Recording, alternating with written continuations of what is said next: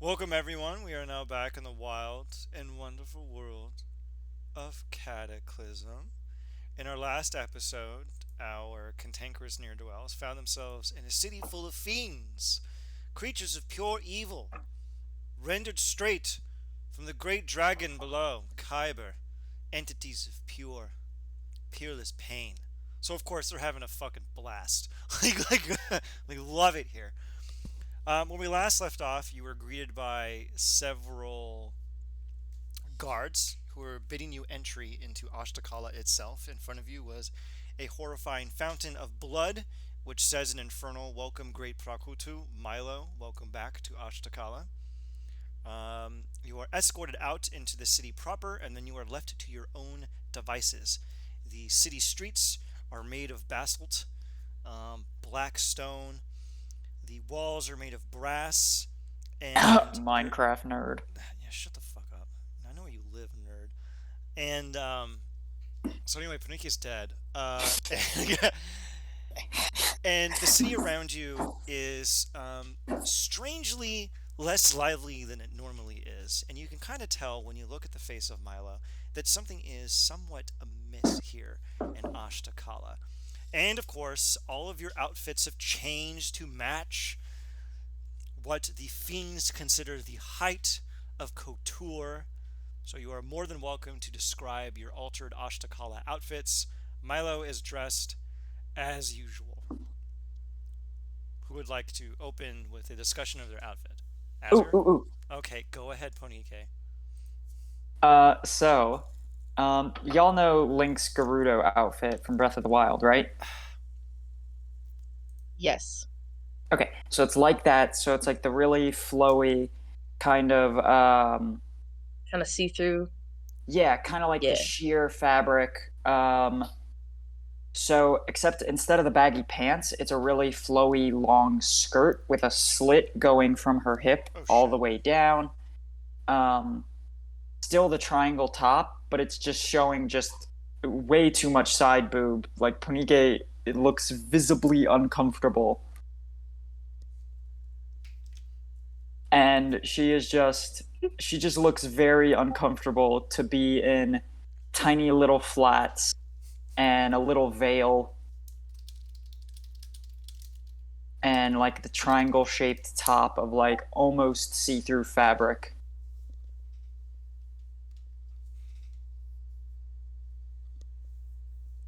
A Oh, harem wait, shit. girl. I'm Okay. sorry. I just got a really great idea for mine. Y'all keep going, though. All right, Milo. How does your outfit somehow become more aggressively fiendish or late So, '90s hot topic? so it's basically the last outfit I described. It's got the epaulets, the red epaulets on his black armor, red and gold epaulets. I'm just going to say that one more time, epaulette. Um, and he's also got kind of like he's got kind of like a beret, like very kind of like all of the hottest like military kind flavored garb. He's got a cape. He's got the epaulets. He's got like medals on his chest. Um, and like some of them are shaped like organs with a little like there's like a spleen with like a little ribbon underneath it. And like an eyeball, and then like another couple of like shimmering stones to kind of denote the accomplishments, his horrible accomplishments dating back millions of years. I,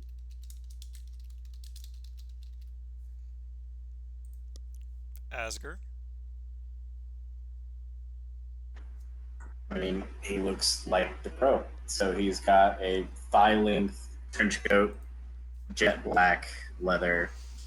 He's got the like corset thing that goes about to the like top of his nipple, and then above that, instead of having a shirt, it's just all that same white paint that's on the guy's face, all the way up to his face.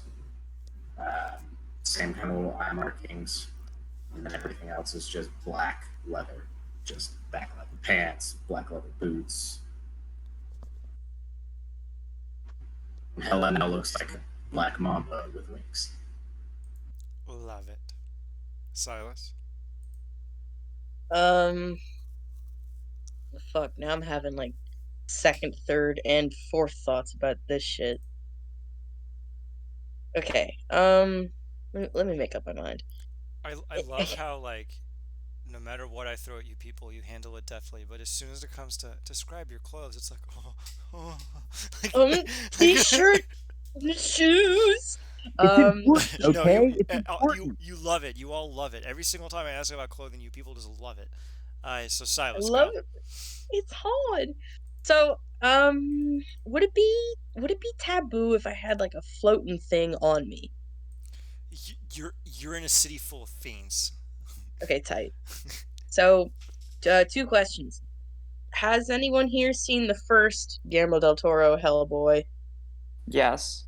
Okay, Yes. and has anyone here seen House of a Thousand Corpses by Rob Zombie? Yes. What's this, a Tight. crossover episode? He's wearing Otis B. Driftwood's red priest outfit at the end of House of a Thousand Corpses with like you know how Hellboy has like a floating crown above him? Yeah. That, but like the prongs are pointed downward at his head and dripping blood onto him constantly. Oh my god, that's so awesome. I broke And candor. you can see his leggies because like I don't know, priest robes got slits on him, so he looks all cool. Okay. Yeah. A lot of you look around and kind of acknowledge one another's excellent outfits. Would we like to make any colorful commentary on the couture of our other compatriots or comrades? Oh my god, I'm my shit's gonna get wet all night. God. I, I'm Oh, very can I say that? uncomfortable. You want You a and me coat or both. something? I mean, you look okay, but hang on. Can I do I like have my baggie on me? Yeah. Okay, let's see if I have a And also my outfit is purple. And I Well, you look don't nice like in this. purple. I don't like this shade of purple. Oh. It's too light. I mean, look, there's fire fucking everywhere. I'm sure we'll find like some, I don't know, soot. Oh wait, I forgot. Silas got traumatized last session. I shouldn't be this goofy yet. Yet. That is true. Silas isn't saying anything funny. Yet.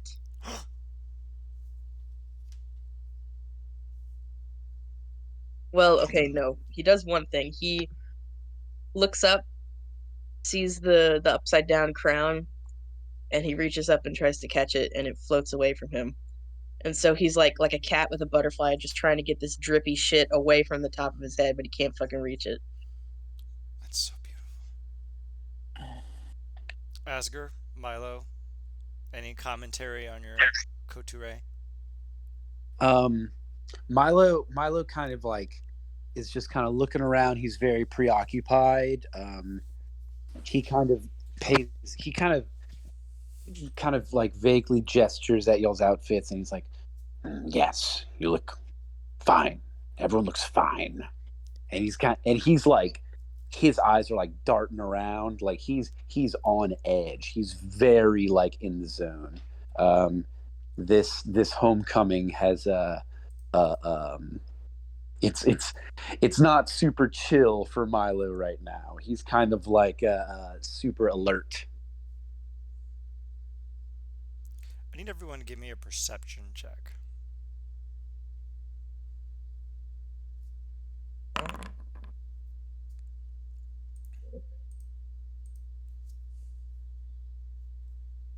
Can you roll for me, Ian? My shit's not pulled up yet. Perception. Uh-oh. 12. Nice. Oh, and Ian, I'm gonna take a sorcery point. I'm gonna spend a sorcery point to take the 25 instead of the 16. You got it.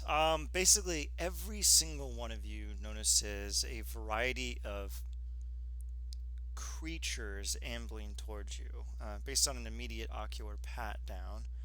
What you see lumbering towards you seem to be humanoids. Seems to be some dragonborn, some humans, some gnomes, and whatnot. Probably about 20 of them shambling towards you.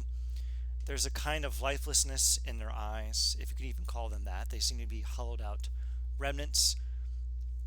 Their clothes are missing except for what seem to be metal collars around their necks and seems to be structurally a kind of toga wrapped around their loins, covering up whatever vital areas there are.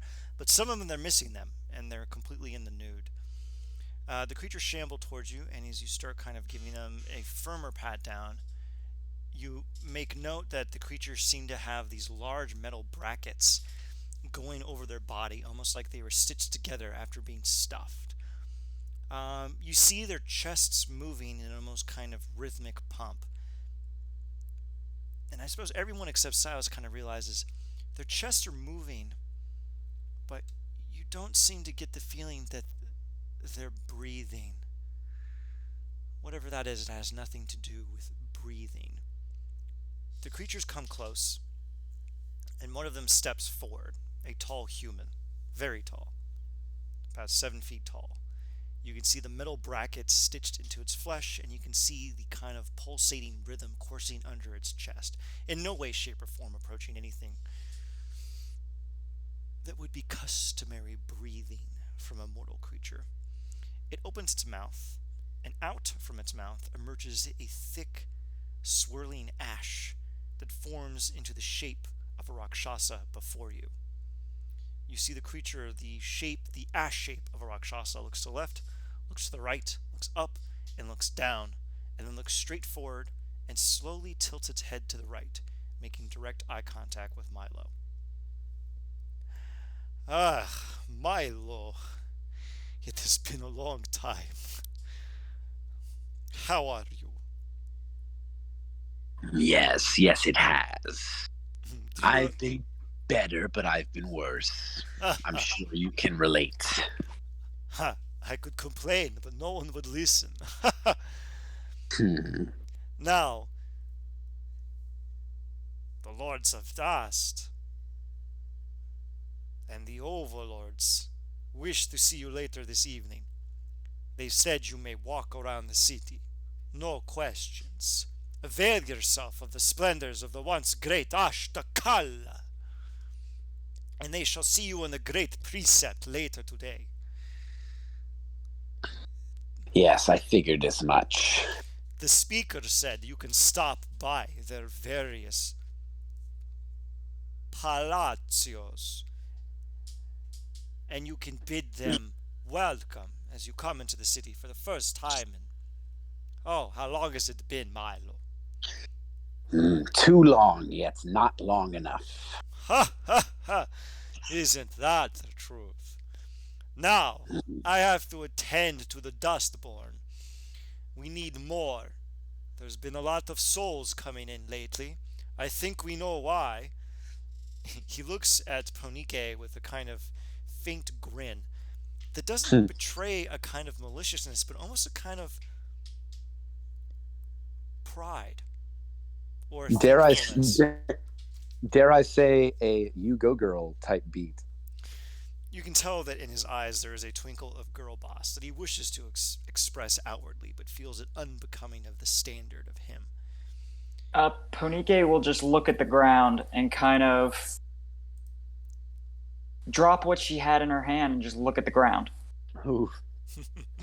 Milo says, well, obviously we have no idea what you're talking about. Of course. He does do a bit of a chuckle. All right. If you wish to see me, I'll be at the Dust Works. Maybe we could have a chat in person. I don't like how this form itches. I'll see you shortly. Yes, indeed.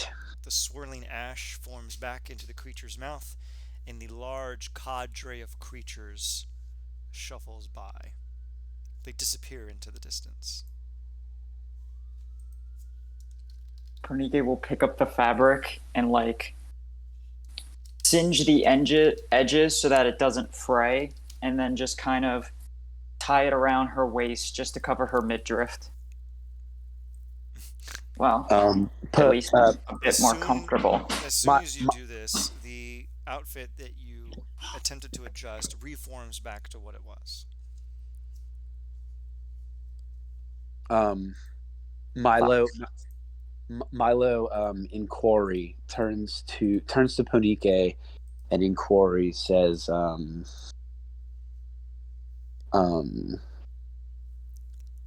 Ponike, now is I I understand how you would bristle at that, but stay strong. This this will continue to be a very uncomfortable setting for all of us. I've kind of picked up on that.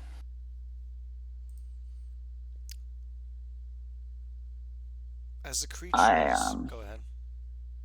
I think I'm just gonna try to slip back into my old ways and just kind of, hopefully that'll get me to fit in enough. Yes, just be careful you don't enjoy it too much. This isn't a joke. Oh, thank you. As your constant conversation dies down to a lull, the creatures that skulked off to the north stop for a moment and turn in unison up towards the left. What do you do?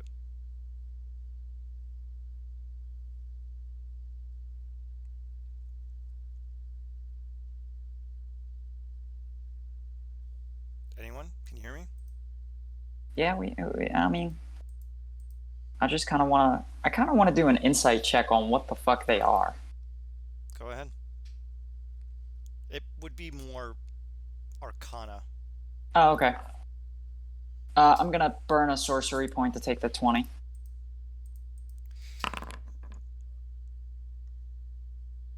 In your travels through the wastes, you have come across a creature such as this once. They are known as Dustborn. What the fiends do is they take a mortal body and they scoop out its soul. Then they fill the interior of its body with the animated dust that courses around Ashtakala, giving it a degree of animation. They're the structural equivalent of Warforged to the fiends. These are creatures without souls, however, who perform autonomous tasks filled with the kind of furious hate that fills their body with momentum. I'll let everyone know. Milo, is there anything you would like to elaborate upon in regards to the Dustborn? I used to love watching them move. The way it's not quite right. The way you can tell like you're in on a joke that a lot of mortals are left out of the loop in. They strike me a little differently these days. The creature's gaze arcs from the left, and they look straight overhead. I assume naturally everyone follows their gaze and looks up towards the sky. Oh yeah. Yes. It's Kyber's right there. Overhead, almost effortlessly and without silence, is a large demon. Its multifaceted wings flap in the wind but give off no sound. In its talons is a large container, metallic, sealed. In its center, a single window, betraying the only source of identification as to what lurks inside: a pale blue light.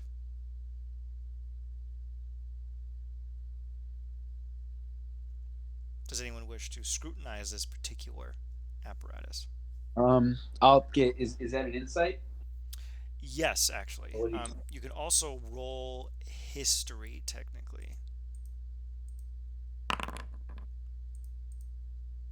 Damn. Does anyone else wish to roll history or insight? Asger, Silas, Milo? Toss my hat in the ring. Let me see. Think. Oh.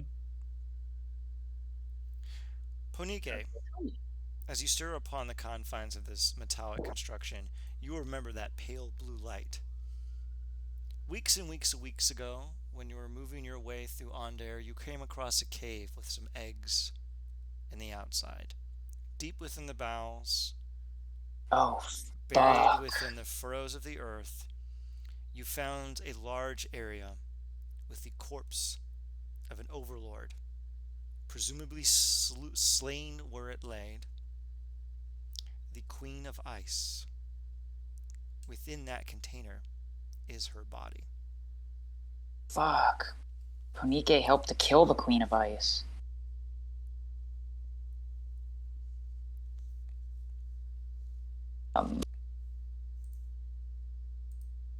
I I think that and she gestures to the container. That is, do y'all remember where we found the eggs? There was the frozen corpse of a overlord.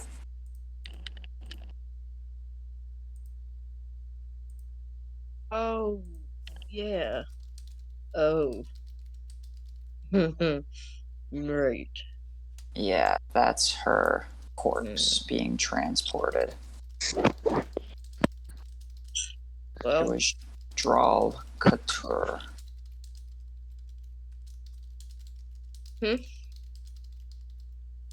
well, let's just not grow wings anytime soon and go for a fly, okay? I think I can commit to that. How about y'all? This overlord is being taken. Wherever it's being taken, the corpse of their speaker must follow. No speaker can live without their overlord, present company included. Where would their speaker be? Or who I would can't that say be? as to where, but it can't be far. Mhm. But if the overlord is dead, the speaker surely also is.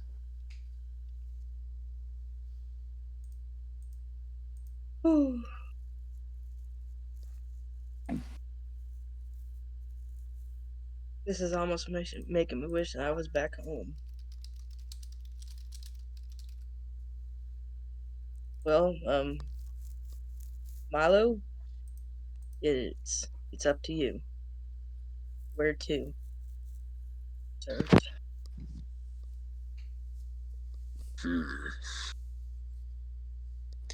What do you say we do a bit of relaxation? I think we could, while the reason for our trip here, we're here for business, not pleasure. I think Ashtakala does have some lovely sights that we can avail ourselves to. Of course, a lot of it is brutal and torturous and downright disgusting, but that's kind of how we like it. Let's see. Oh, there's a farmer's market though. That seems pretty benign. Yeah, I actually think that would sound quite nice. Pick up some fresh food. Do you think they have any local artisanal honey? Maybe Fiend some honey. pottery? I don't want to think about where fiend honey might come from, or who it might come from. Milo gives like kind of a weird, confused look and just says, "Fiendish bees. Where do you think they come from?" Oh, thank goodness. Okay. All Oh, right. off to the farmer's market we go. Yay. Oh, sweet Jesus Christ. So, anyway, you make your ways through the streets of Ashtakala. Punike, Yes. you suddenly feel something extremely sharp has embedded itself into your back. She will immediately try to burn it. Swing around and grab whatever has put it there. You attempt to reach back, but it seems that whatever placed this object in here, you can't reach it. It's kind of square in the center of your back, slightly out of the reach of your arms. anyone else like to scrutinize why Ponike is suddenly clutching at her back? Yeah, I'll look. Someone, give me Silas. Pull whatever I was stuck with out, please. It's Look. quite uncomfortable. Yeah, I know. Look, this is a fucking weird outfit. Maybe there's just a belt poking you. Medicine? You may roll whatever you believe is true. You make Doubles! you make the extremely astute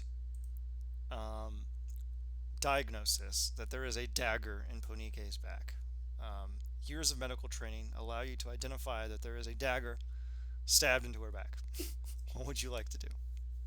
The dagger Oh, is made of well, brass. The handle is made of onyx, and all about the handle and the blade is, to your immediate understanding, infernal writing. That didn't take long. well, that's your problem. You got a dagger in you.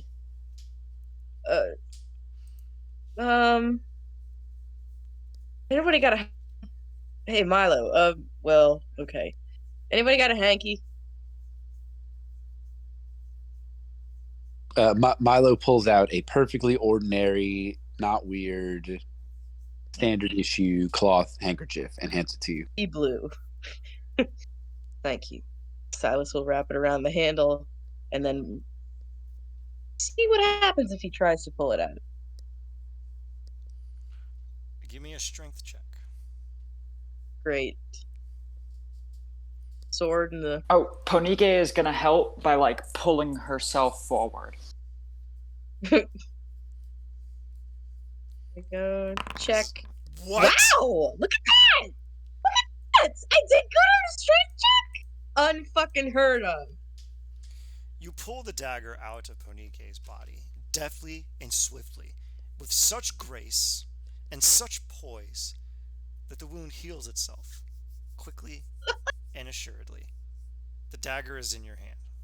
What would you like to do? Keep it. It's mine now. Can I see what it says? Yes, you can. I would But like you to can't touch know it. what stabbed me. Do you read Infernal? Do I know Infernal? I maybe. Milo does. No, I don't. Whoa, he does? Milo definitely does. Yeah, I don't know it. Asper can read all things. Asger can read anything. But since You just Milo can't read the already room. speaks it, so, Got him. I mean, he can now. Shit, true. All right. Asper has a 20 charisma now. Fuck! Oh shit, yeah. Forgot about that. Gonna have to make some adjustments. So anyway, Milo, are you going to read the dagger? Yes. What does the dagger say? Greetings, Ponike. My name is the great Duranstan, the Worm Breaker. I am the servant of Balshalor, the Shadow and the Flame. I bring to you this gift, a dagger in the night.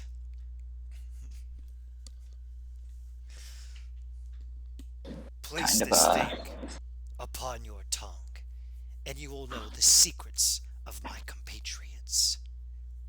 Seek me out, and we will speak further.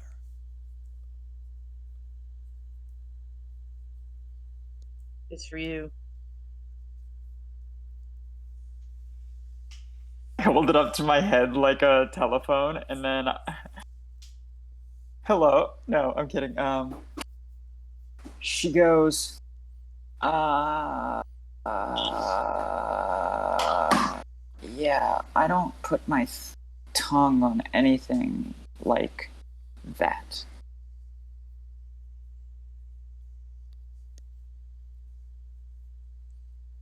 But, Milo, is this customary?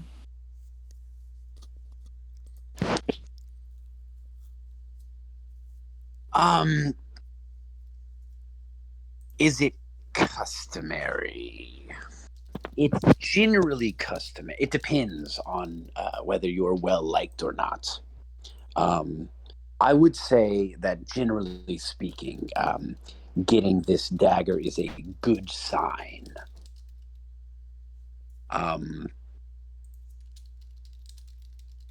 Yeah, it's I'd say it's a bit of a rite of passage, you know. I'd say that you are the first The first person here, aside from me, who is truly entered Ashtakala now that you've been stabbed in the back by a mysterious fiendish dagger. Well, now I'm starting to feel left out. So Oh, you licking it. won't for long, I'm sure. I'm So sure. if I lick it, will I die? I don't think you'll die. Will I be teleported away? Now that you might be. I'd say let it cool down and dry off before you start licking it. That's a good idea.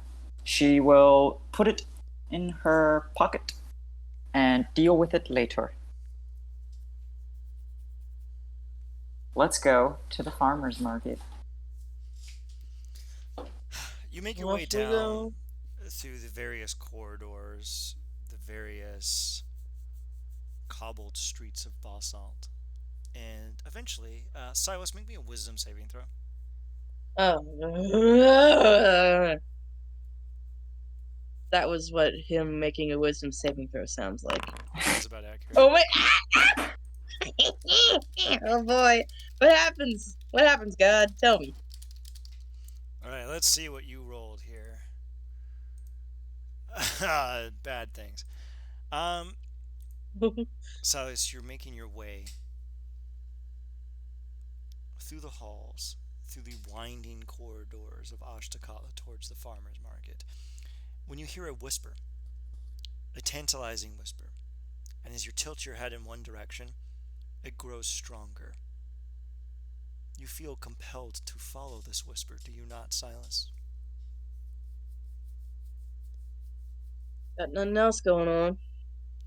How does everyone react to Silas seeming to stop, turn their head for a moment, lean in, and then proceed in another direction? Let's see if I notice. All right, everyone give me a perception check. Milo just I guess I'll roll before I make my comments. He needs to know what kind of sass to deliver. Damn. Ponike, Milo, and Asger, you notice Silas make an about face, a quick right direction down another hall, which opens into a large field full of various debris. There seems to be piles of molten slag, corpses. Milo quickly just says in Quarry to everyone else, looks like we have a new leader. Lead on, Silas. That didn't take long.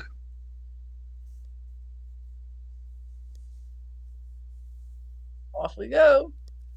Oh yeah, Silas has those black eyes still, doesn't he? He's very pretty. You're the belle of the ball in Ashtakala. Belle of them all. Let's go. You move forward into the field, and you hear the whisper grow even stronger. Do you move your way through the mire and remnants of materials to follow this voice? Yes. Although I kind of trip a little.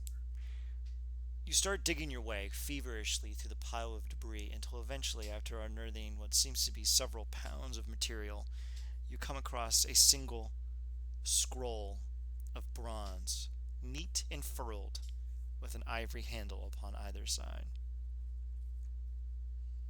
The whispering stops as soon as you look upon it. How hurriedly do you open it?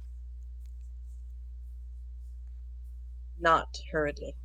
He will take his left hand and slowly reach down to it like he's going to pick up a snake that he's pretty sure he just beat to death.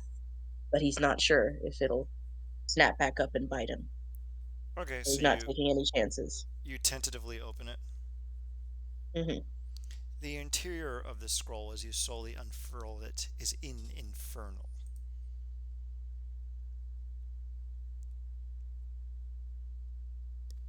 As you unwind it more slowly, the infernal switches to clonish. Ooh. Well, that's a neat trick. What's it say? What's it say? Do you read it? Not out loud yet. Okay. Asgard, do you peep Nah. You're not going to look. You're going to respect Silas's privacy. No convincing. We usually do. That is true. As goes a Chad. So, He's a gentleman. he's a gentleman. Silas, you unfurl the scroll, and the Clonish material says, "Greetings. I am known as Hectula, the Blood Scribe. I am the servant of the Keeper of Secrets and Maddening Darkness. Embrace these words, and I shall give you the knowledge of the others. Bid unto me the grace of your presence, and we may speak further." The scroll suddenly furls itself up back into its tightly bound form, and then deposits itself snugly between your arm and chest, underneath your armpit, in a tight fit. Okay. Fantastic. Looks like I got another toy. Huh. Alright. Somebody want to put me on a leash so that shit doesn't happen to me again while we're here. Is it polite to say please?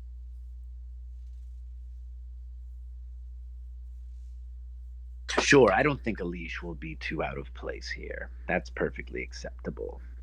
Yuck. Are you having Thank- second thoughts about the leash? Well, Look, okay. Milo produces instantly like a leash with like a spiked collar and hands it to Silas and says, "You can lead," and says, "You can lead yourself right now, but if you need someone else to lead you, let any of us know." I was thinking more like the one where like it's a backpack and you got a little thing you can put your snacks in. You know, less Milo leather. Milo literally just stares at you and just is still holding out the leash and is just staring at you. Now you look me in the eye. It's hard to do, but look me in the eye and tell me that you've never had a little purse with snacks in it for yourself. You are the most snacky son of a bitch on this roster. Come on, Milo's still just staring at you. blink, motherfucker. He blinks with one of his eyes. So I guess That's you a call wink. that. I guess Just you. bring I us to guess the farmer's market. I'm I getting guess hungry. I guess you'd call that a wink. He swats the leash away for now. Come on, man. I want to get some food. Silas will stomp away, mad that he's got a thing that chose him at the toy store, I guess. Silas rounds the corner, and in front of Silas are 14 CR-27 fiends, all with shirts that say, "I really hate clowns." They look in the direction of Silas and go, "Oh my god."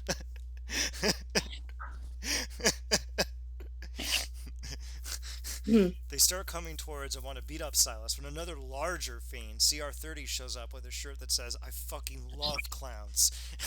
Wait. Sorry, Ian, you cut out. All I heard was they start coming.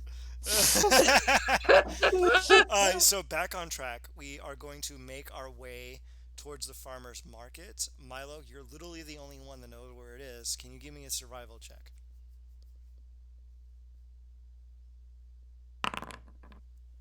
This is going to be bad, isn't it? Alright, you did a good job. Milo probes the inner wonder of 3 million years of experience, a mind sharpened upon the very whetstone of time, as he points towards a sign that says an infernal farmer's market this way, and gestures towards that direction. Now, as you make your way down this particularly long boulevard, you make one very critical and immediate observation. Asakala is strangely empty. There's not a lot of people around. As a matter of fact, on your journey over to the farmer's market, you haven't come across a lot of fiends.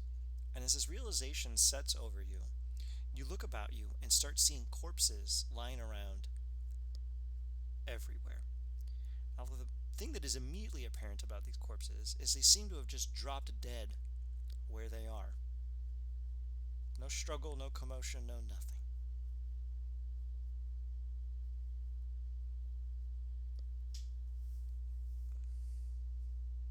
How peculiar.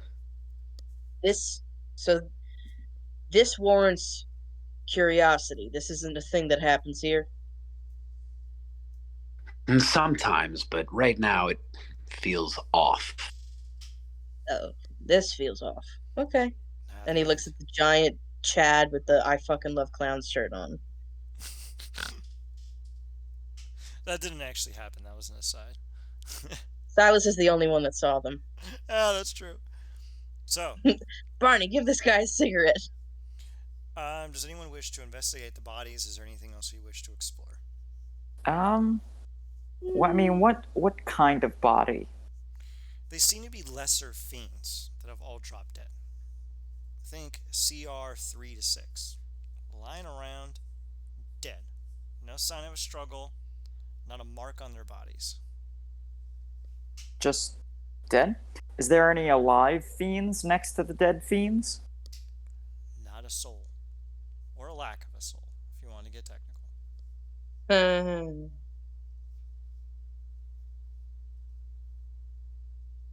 Hmm.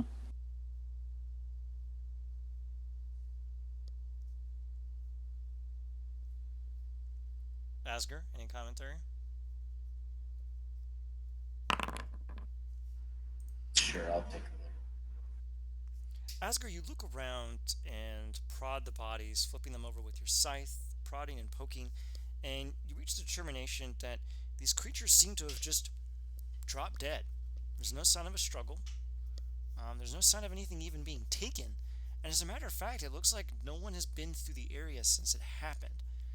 Now, you're not too familiar with fiendish decomposition, but some kind of visceral, instinctual sense within you, and you feel your new weapon bristle with knowledge, as you feel that whatever happened here seems to have happened about a week ago.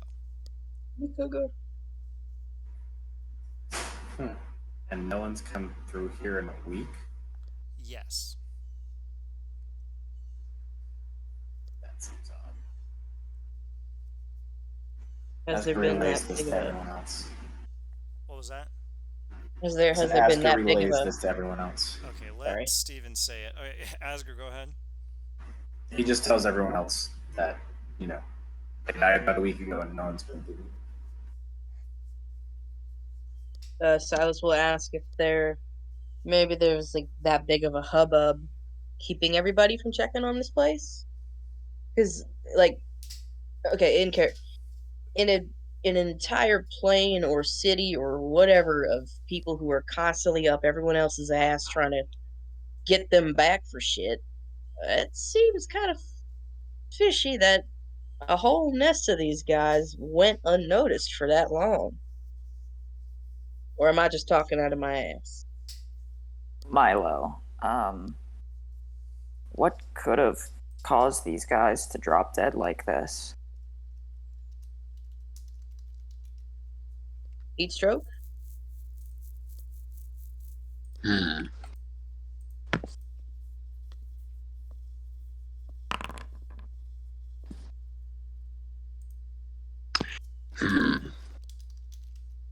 This. Oh, I see. How about that, Ian? Milo, you give the situation a quick ocular pat down, and with your fiendish vigor, I'm actually going to give you that with advantage. You make a kind of quick calculation at the time they died, and you get the feeling that they died around the time that the morning happened.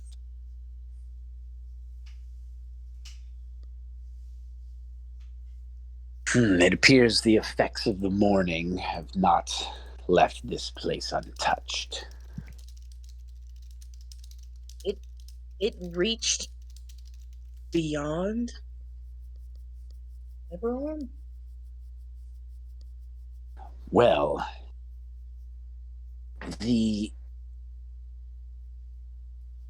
Wait, hang on. Wait. Where's Ashtakala in relation to Eberron? This is a quick little... Ashtakala is physically in Eberron. It is on. Okay. It is It's in. just you Okay. can't get there through the Through conventional storm. means. You have to go through the miasma. Yes. But it is. But it is It is geographically it is far in far Eberron. from the.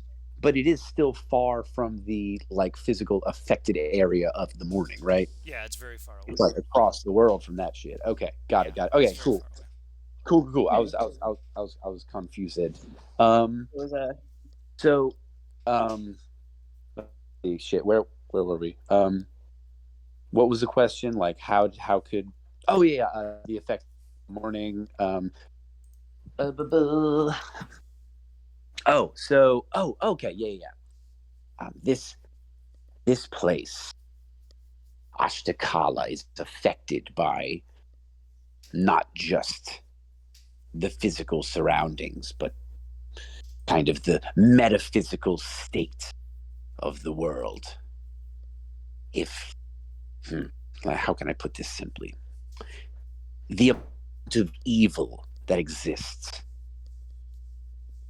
was also a casualty of the morning.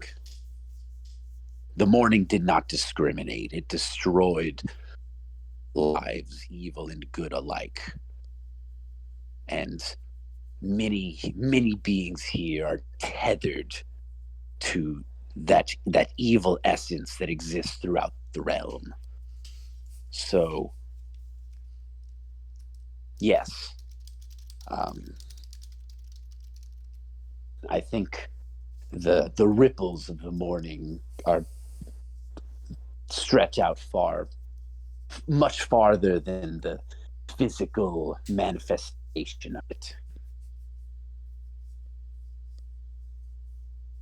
Cool. I'll just add, and she does a rough count, and then just fucking, she is doing like a fake rough count, and she just goes, a few dozen fiends to my kill count. Along with the 8 million other people. And Belfin. It's yes. Milo's about Milo puts his finger up and is about to do like, well, actually, you've actually killed far more than that. But he goes, he's like, well, yes, give or take. He doesn't want to put any more anguish on Ponique, who is clearly not over it.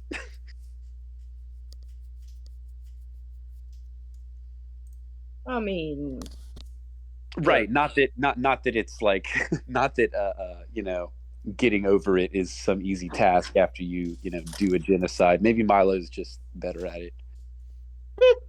He's had more practice. Silas will look at Finike and he'll say, "Look, sure you can add that, but I mean, you didn't kill Belfan. Belfan gave his life willingly. Yes. You don't have to bear that name." Ponique, look at it this way. You instantaneously vanquished a huge amount of evil. Silver linings and all of that. Cool. Let's just get to this farmer's market. Right. I've worked up an appetite. Mm-hmm.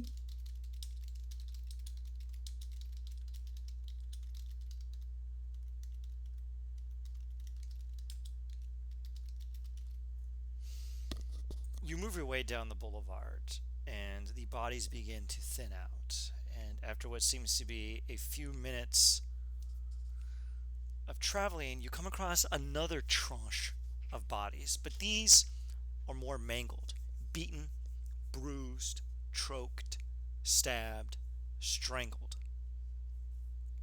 Crude, but with a kind of semblance of purposefulness over them. How do you respond?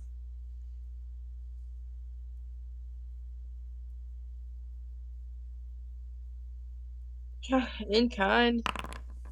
All this shit's I'm terrible. gonna burn that sorcery point to take the 31. feeling here, Ponike, that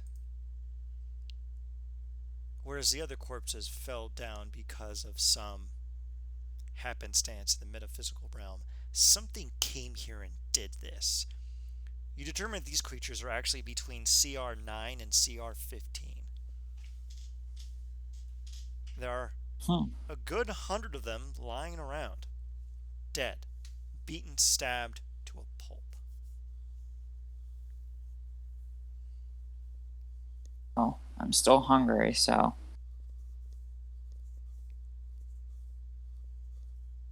She's just gonna fucking shrug her shoulders, assume that these also fell due to. It's a city of fiends, so she's just hungry. Any other interpretations?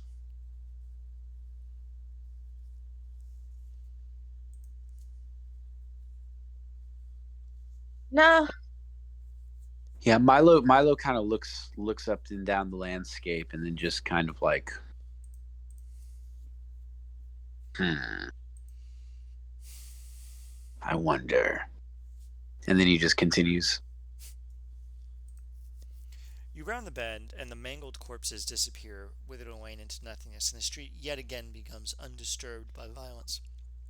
Until eventually you round a corner, perhaps a good half-mile away from the farmer's market, the final bend down a grand boulevard that slopes down into what seems to be a lower district, a wharf, which is strange because Ochakala is not surrounded by water.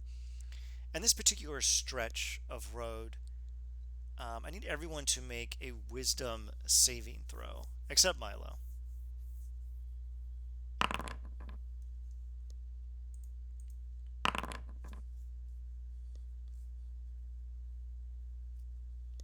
Silent.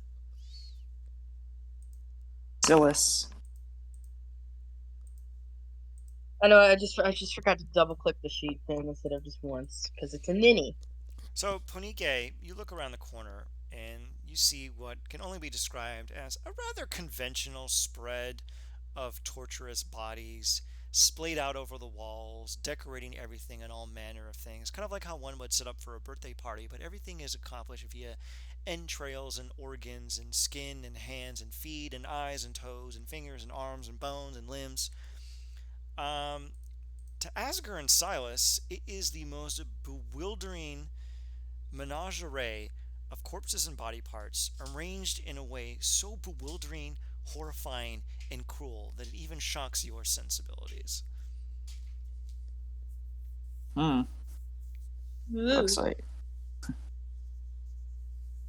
Looks like we just missed the birthday party. Oh, Asger, you boy, managed hope there's to cake left. hold in your composure, take a deep breath, and stand tall. Silas, would you like to give me a Constitution saving throw? Great. Watch, Silas is somehow going to crit this. Don't say that. Now it's gonna happen. Ah! Well, it rhymes with crit. It's called sucking. Silas, go ahead and describe your visceral reaction to this. And Asger, you are more than welcome to describe how you maintain your composure, given the scene. Well, Silas will just. He sees all of that, and he's quiet for about 3 seconds, and then he just. Um. He didn't faint, but it's like his body goes blue screen for a second, and he falls back, and he's able to tilt his head to the left just in time for him to vomit terribly. That's about it. But um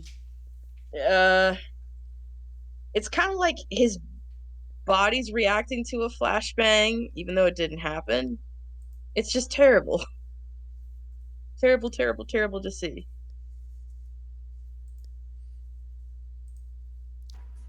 That's Asger, it. how do you maintain your composure? He looks up, sees the plethora of offal and other organs all along the wall and bones and everything. And he like, for a second, he gets that like retch. He's like, and then he like cracks his neck, shakes his head, and then right as he shakes his head, Silas pukes right in front of him, so he takes a jump back, and that kind of shakes him back into reality. Oh, no. Silas is puking while prone. Oh. Yeah. Maybe you want to move your shoes out the way, but you'll be okay. They're machine washable.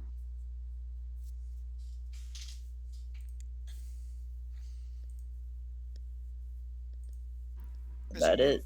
As you move your way down the hall, regaining your composure and straining down, the corpses wither away, disappearing, until eventually there's only one left. The tattered remnants of an angel, its chest split open. Asger, are you familiar with the concept of a bloody eagle? Hell yeah, Viking blood eagle. No! Oh no! It wouldn't be their chest, it would be their back. Yeah, it would be their back. They are facing backwards, their back to the wall, their wings have been ripped off, and their lungs are exposed out to the air, having been pulled out through their back. Etched into the lungs, painstakingly with ink, is celestial writing. Fantastic. Which I believe only Asger can read. Yeah, I can read that naturally. Alright. Do you wish to read the lungs? I mean, yeah, I guess. Okay. Greetings, Asger.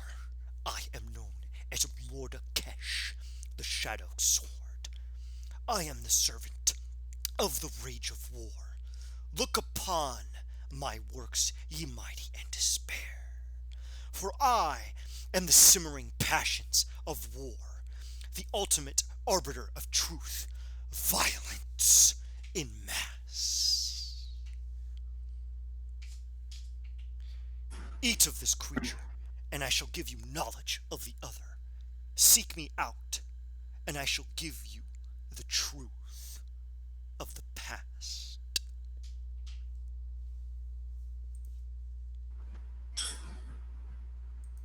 That's an odd request.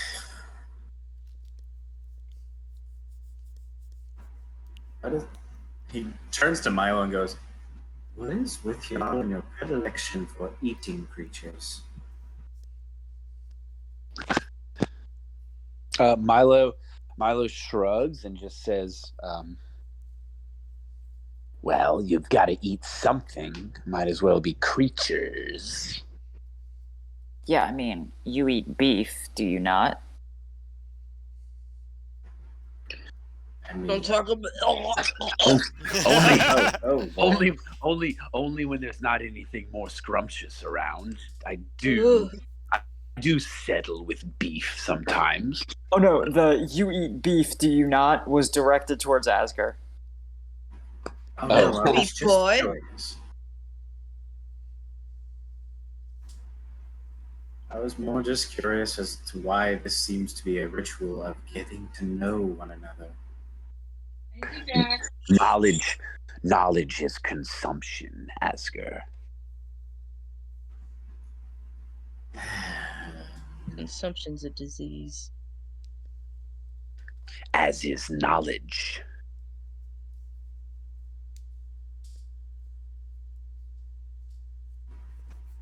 Huh. Right. Just watch, we're gonna get to this market, and this motherfucker's gonna have like a fruit stand, and he'll be small potatoes. I'm sure. He does this every Sunday for fun, don't you? And he like yells out to nobody. Freaks. Is there anything else we wish to take from this particular scene? Is there cake left over? Cake? It looked like a birthday. All birthdays have cake. This is in no way, shape, or form a birthday, but you are welcome to roll perception. Roll for cake? Roll for cake. What's that, Constitution? Here we go. You can do perception. Bankage. No, I'm just like you got cake. No. You look around, and all you can see about your body, Silas, are yet again the same bewildering horrors of the flesh and the blood and whatnot. It shocked you once. It's not going to get you again, but there is definitively no cake within the confines of this boulevard. So, Milo, if they're wanting to talk to me, they're not going to poison this, are they? Or are they? To then further strengthen their position? We have many things to worry about. While poison is technically one of them, I do have the inclination that acquiring knowledge through eating or tasting, yes, you will get the knowledge you wish for, but whether that knowledge brings you any solace or comfort or I don't know, anything else warm and fuzzy, it may not. But knowledge you will receive. I'm not worried about warm and fuzzy. I'm worried about me dying from eating it. No, I don't believe. Milo kind of like thinks for a second and then just kind of shudders and then kind of chuckles. And sorry, I just. And then he looks at you, Asger, and says, I've pictured 1,000 ways of you meeting your end, and I'll admit poison has never made the list. It would be a very piss poor way to go. Awful way to go, especially for such a powerful warrior. That would be a little too apropos. Can you detect poison? I can certainly try. Okay, out of character, real quick. Let me see. What would do that? Clerics can. It's one of their spells. It's called Detect Poison. Is it roll detect poison? I mean, No, it's a spell. I fucking forgot. I have like no bleed. I always have the cleric spell list in my fucking head, and then when I'm playing a bard, I'm like, oh yeah, detect poison, good. Oh yeah, banish. Well, banishment doesn't count, but you know what I mean. I always think I have shit that I don't have access to.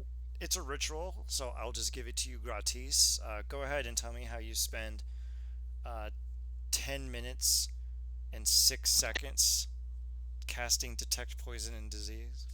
So I'll actually, if I can, if you will allow me to double dip, as it were, can I also do this ritual to the dagger that was given to Ponike? Wait, sorry, given to is very generous. Can you do it dagger to that was fucking stuck. Can you do it to my Is summer kind reading of list as back. well? Dude, that's funny. It's like, yeah, let me roll d6. I'm gifting this orc my great sword.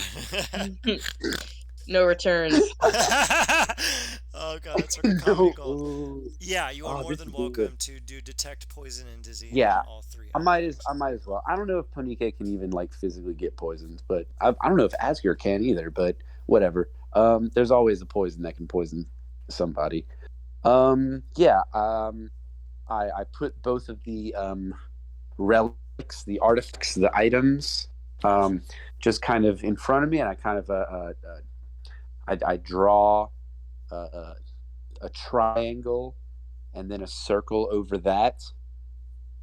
And then I just kind of hover my hand over it, and you see this kind of energy, this dark energy radiating around. All the lights in the room kind of grow dim for a second, and then I tell him if there's any fucking poison in those things. There is no poison. Cool. All clear. Oh no, actually, instead of that, he has his eyes closed, and then he opens his eyes, and he gives Asger the thing and gives Ponike the thing and just says, "Bon appetit." God damn it, good. Fantastic. Well, I guess if we're here for any purpose, it's to figure out what the hell is going on. She'll look at Asger and go, "Cheers," and she'll hold up the dagger. expecting you to hold up a chunk of angel meat. He like holds up a weird piece of flesh and taps it to the dagger. Silas would look at you both and wrinkle his nose and go, "That's just foul."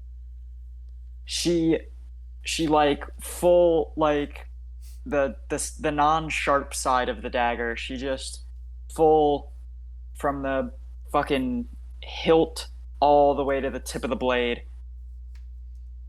She licks the dagger.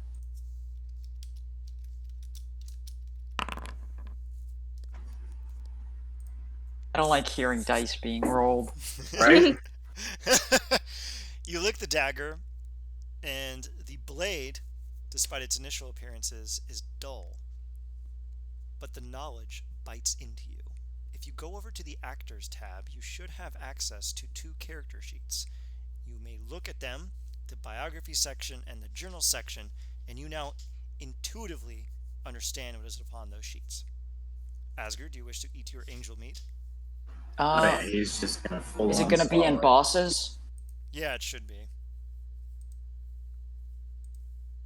Do you see the Does that section? mean I have to lick mine like a stamp? Maybe. Do you see the folder called Speakers?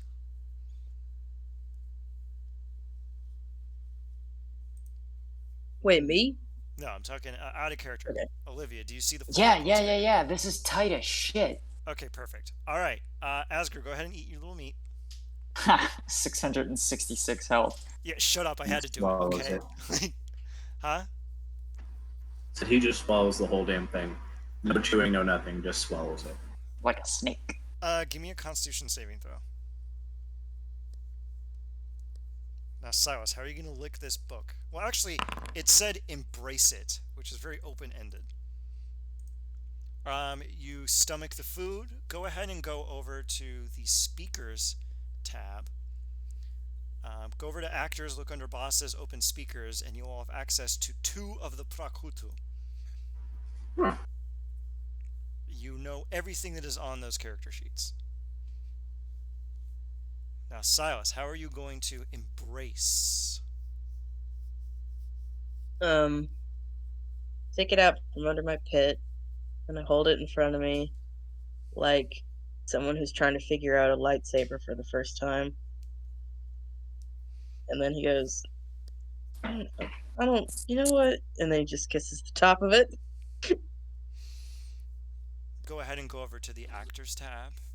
Under Bosses and Speakers, you now have access to the 2 speaker sheets that are relevant there.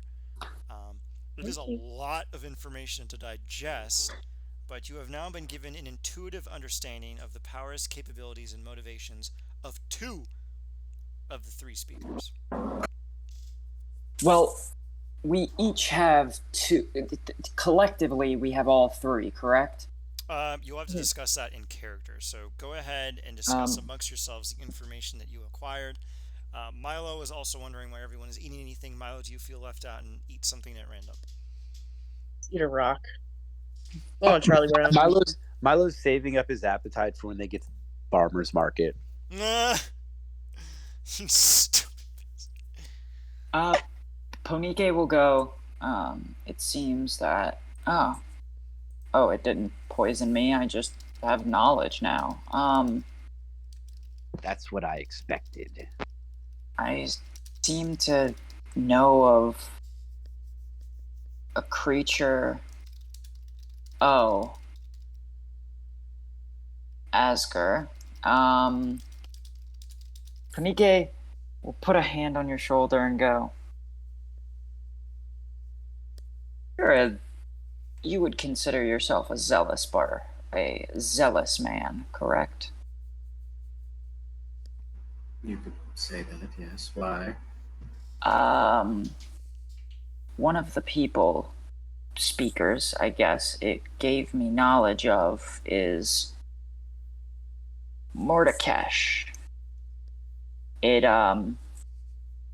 is also a zealous creature.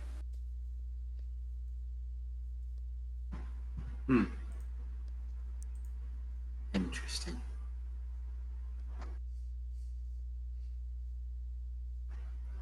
It seems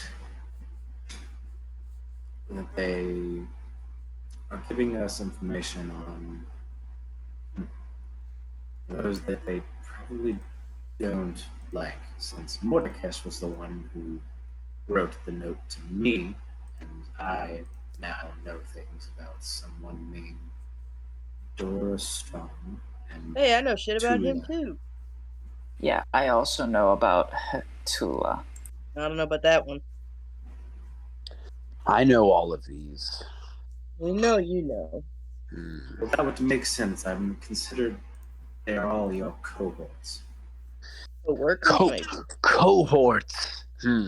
I think peers, maybe even rivals. Office But yes, buddies. office buddies is also acceptable. Yes.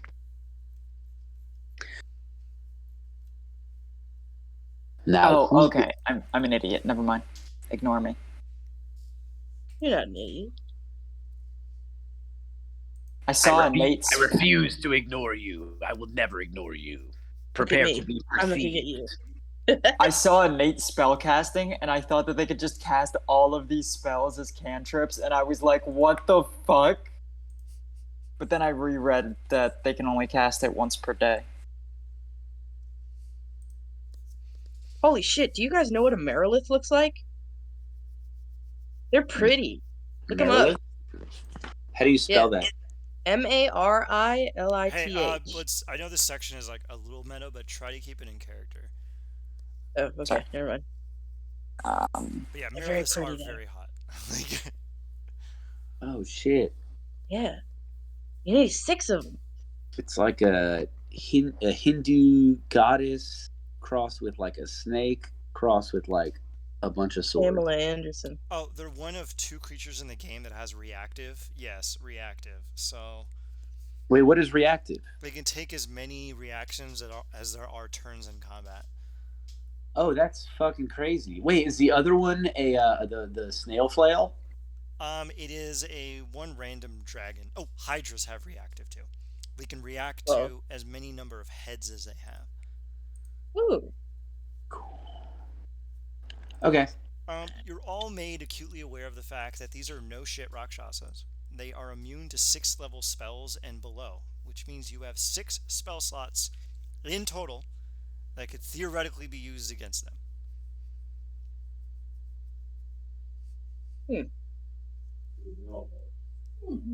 Okay. Got some plans of brewing. And Mordecai is indeed a zealot barbarian. So, yeah. Gross. He cannot be killed. So, Zoroastrian is a Don't want to jork. go after him. No. now, Okay, well.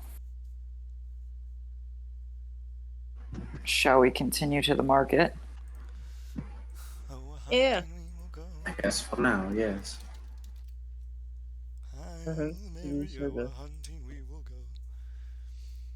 You arrive Favorite eventually. Magnus Archive. Sorry. You arrive at the farmers markets. You arrive at the southern portion. There are shacks with thatched roofs made of what you can only presume are the hairs of creatures that have been captured. The bewildering array of colors, from the hair of elves, the hair of gnomes, the hair of dwarves, thatches the roofs. There's actually a fairly high concentration of fiends here, hawking wares, peddling potions, peddling wares. But the one noteworthy feature is the farmer's market itself sells one thing only: farmers. Sliced fresh, cut, and ready to order.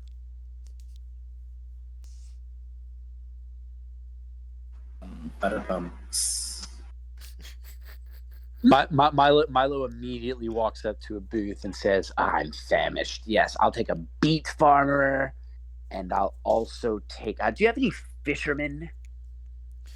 Sorry, boss. We're all out of mongers this week. They quite No mongers. You know that's okay. I understand the mongers are kind of market price. I understand. Yeah, let me just get 2 beet farmers And if I'm still a little peckish, I'll come back for a child, maybe. Silas gives him such a dirty look. Punike, like, sheepishly looks up and goes, wait. You can eat humanoids here? The guy raises one fiendish eyebrow, looks at you. Milo immediately starts laughing and just says, slaps Ponike on the back. Ah, Ponike, you're hilarious. What an amusing and obvious rhetorical question. And then Milo says, if you want some of mine, just let me know. We can share. And then he looks over at the shopkeep and just kind of like gives a little like, shrug. No, I mean... How are you going to pay for your meat?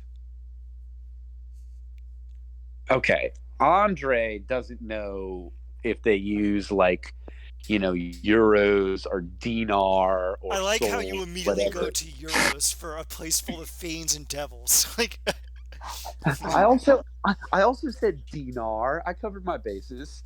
you attempt to plop. You haven't been here in a very long time, and you Oh, customarily drop. I've got some fucking old ass currency with like whatever the ruler of Ashtakala was like a million years ago. I've got some Greg heads here. What will this get me? You drop some gold coins into the man's hand, and he looks at you quizzically. He goes, "What are these?"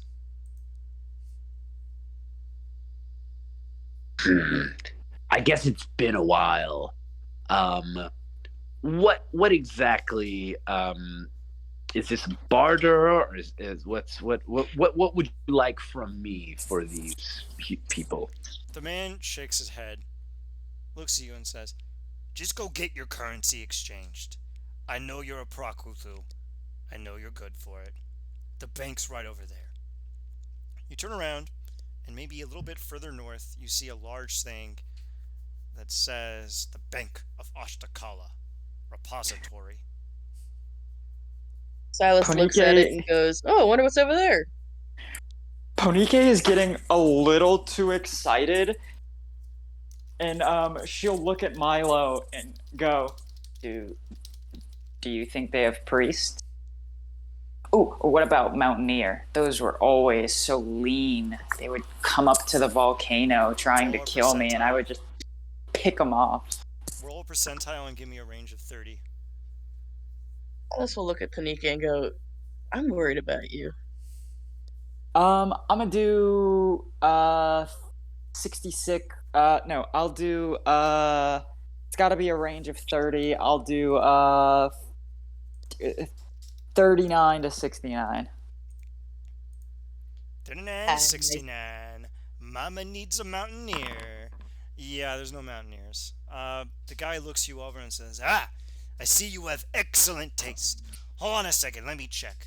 He turns around and opens a door in the basement, and all of a sudden your ears are filled with a cacophonous ringing and screaming of people begging for release.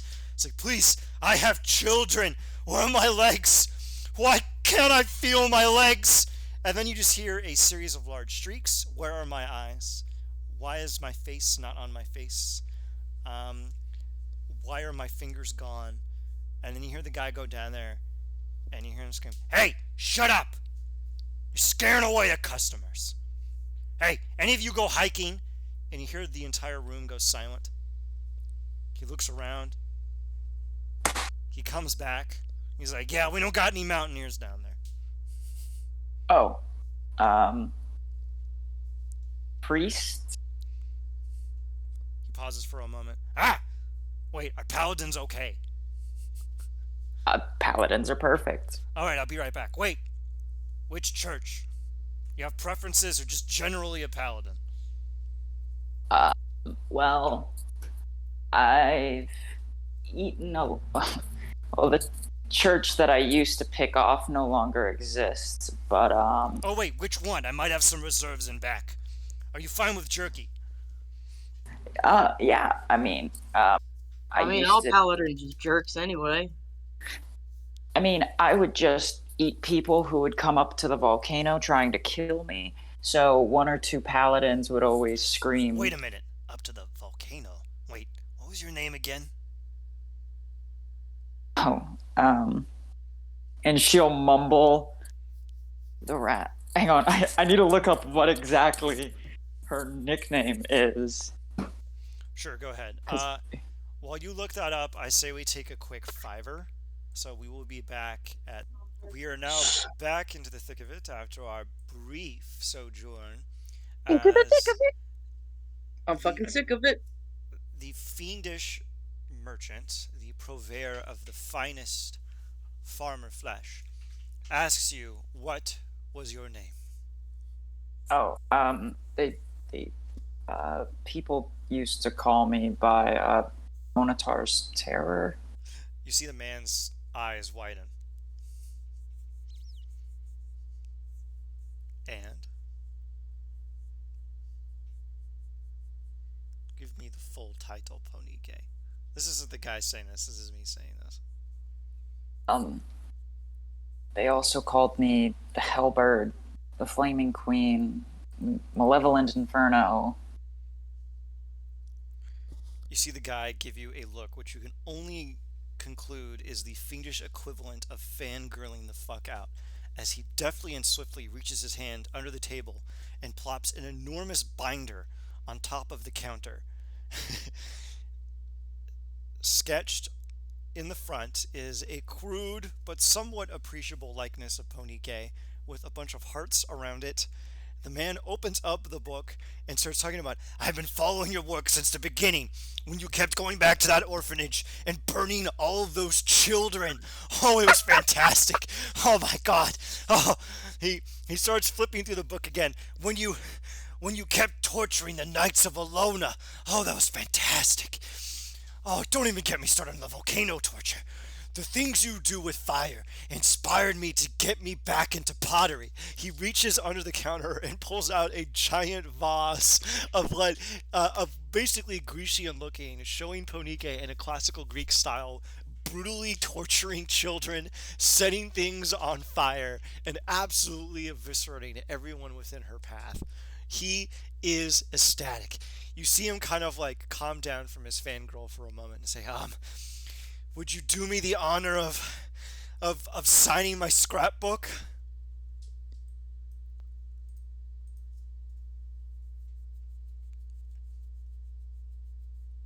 Would you? Make it out to Milton the Maimer. She's gonna subtle spell and just she's gonna subtle spell control flame and just quickly burn she's just gonna quickly burn Onatar's Terror into his book and go, can we get our meat for free in exchange? The entire time her face is in her hand. Of course. And you know what? You're gonna get the best. He goes down into the basement and you hear screaming, dragging chains, and eventually comes out a strange clad paladin. Lean, emaciated, dehydrated, nearly upon the brink of death. The only noteworthy thing about him, a tattoo.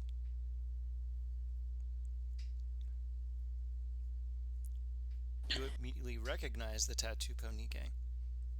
It is the mark of a knight of Alona.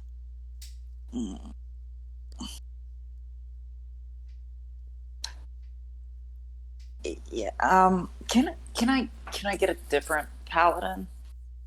No, he's the best. He's your worst enemy. Hold on a second. I think I have his eyes around here somewhere. Any paladins of like Chatani, Malar. Why are you eating this rabbit's food? This is a paladin of the goddess of light and love. He's the anathema.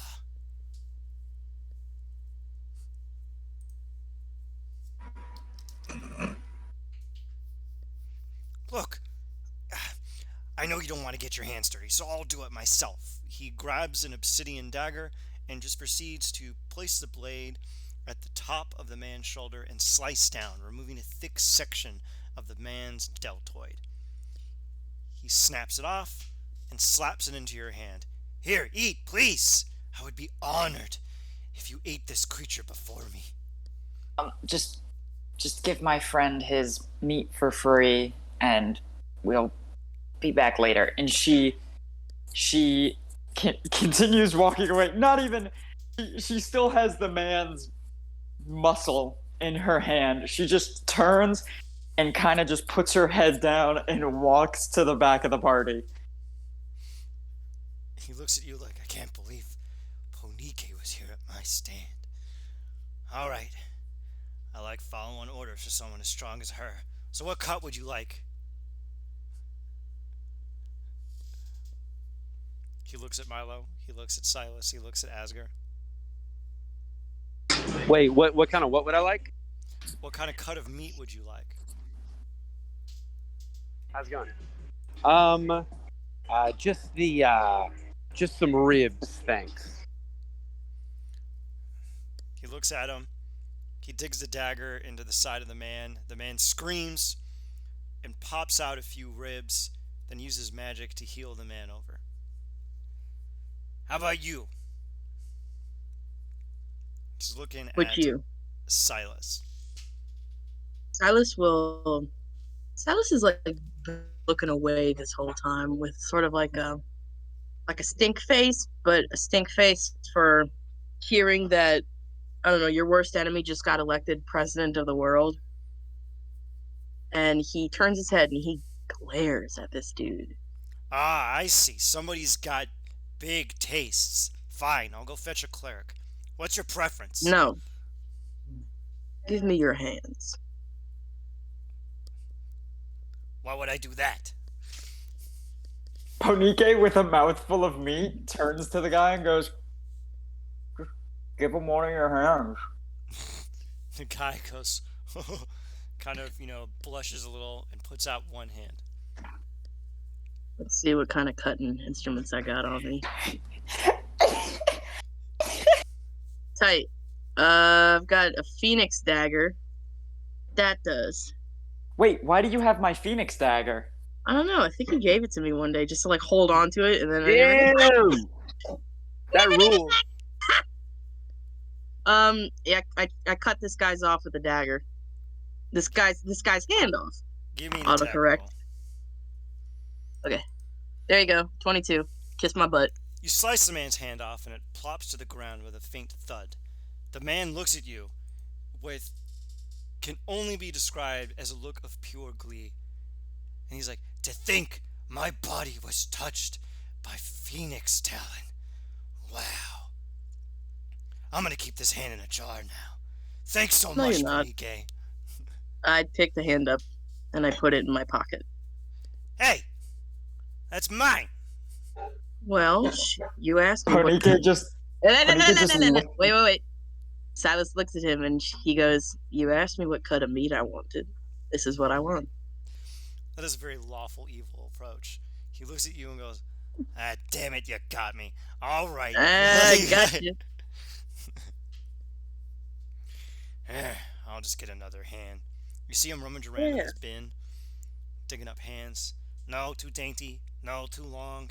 I don't like the color. That one's thumb is weird. Yeah, this one's all thumbs. Where the hell did I get this? And he keeps digging around. Milo very quickly goes, ooh, I'll take the hand with all the thumb. He tosses it in your direction. Do you just start eating it?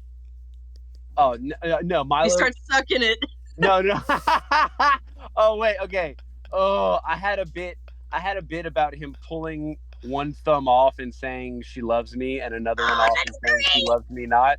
But I actually kind of like the sucking on it, like it's a fucking lollipop, but it's also like sucking a thumb. But there's also like 11 of them on one hand.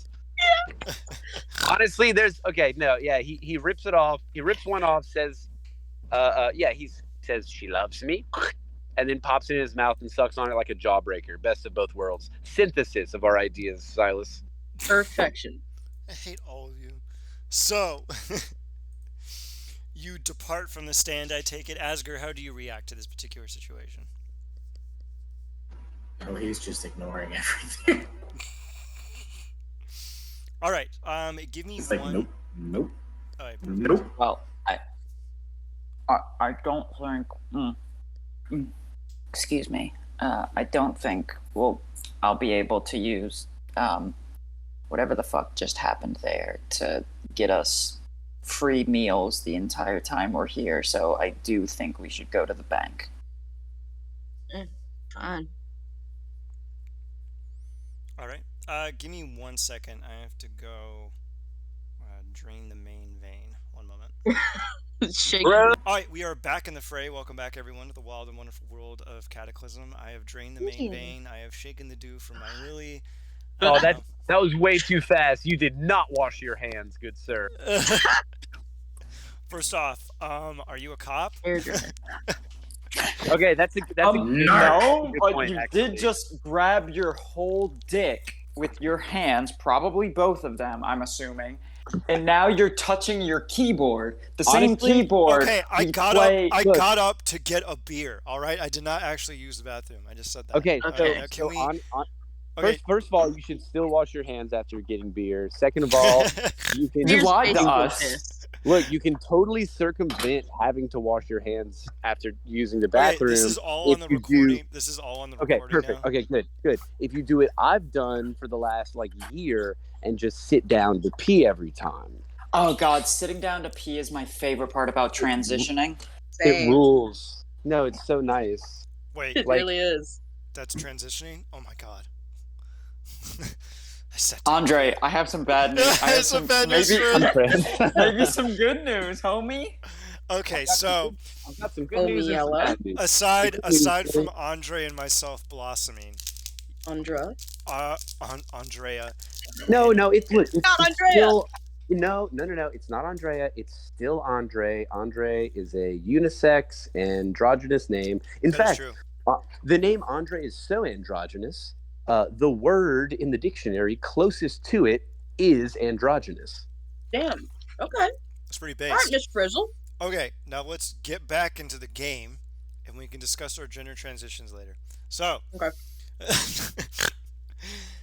we are leaving the farmer's market. Is there any other chicanery we wish to get up to in the farmer's market? Let's just Wait, ignore the just one more. Okay, gender fluid implies the existence of a gender solid, a gender liquid, and a gender plasma. Okay, we can go now.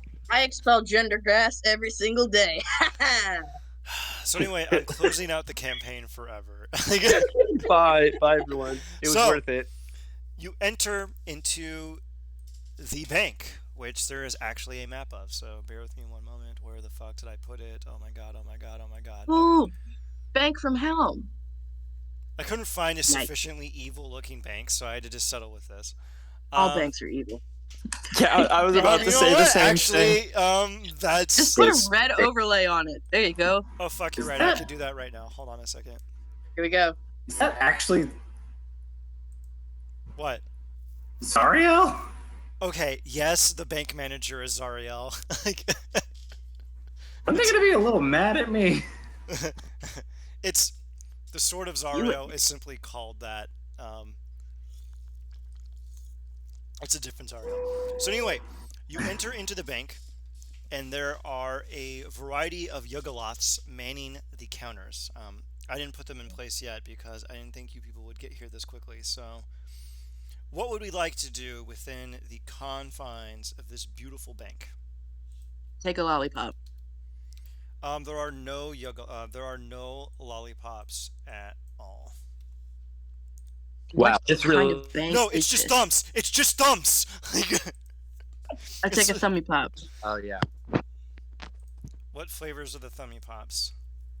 Can Ponike Hopeless. smell them and try to figure out where the thumbs came from? It's hell. They're all grape. Hopeless, gooseberry, mystery flavor, and Fred. What do I smell? Air.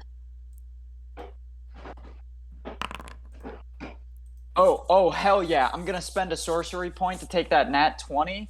I'm just gonna Good let you shit. just describe what they are, because you are obviously very into this. Like, go on. What kind of lollipops are they? So Ponygate grabs the entire jar of thumbs and smells them, and takes one of them and kind of. She smells it like a cigar. This one came from Talentina Plains. And she like puts it in like her. She like tucks it into her cleavage. I'll keep that for later. Some of these come from. Some of these are actually vintage. They come from. Hang on, I'm looking for the name of this fucking place. What was the Mournland before it was the Mournland? Sire. Oh, Sire, that's what it is. Some of these actually come from Sire, some of them from Kobar. Most of them come from Breland, though. So do with that information what you will. And she'll hand the jar back to Silas. Hey, if you guess how many thumbs are in here, do you get a prize? There's actually a small sign in Infernal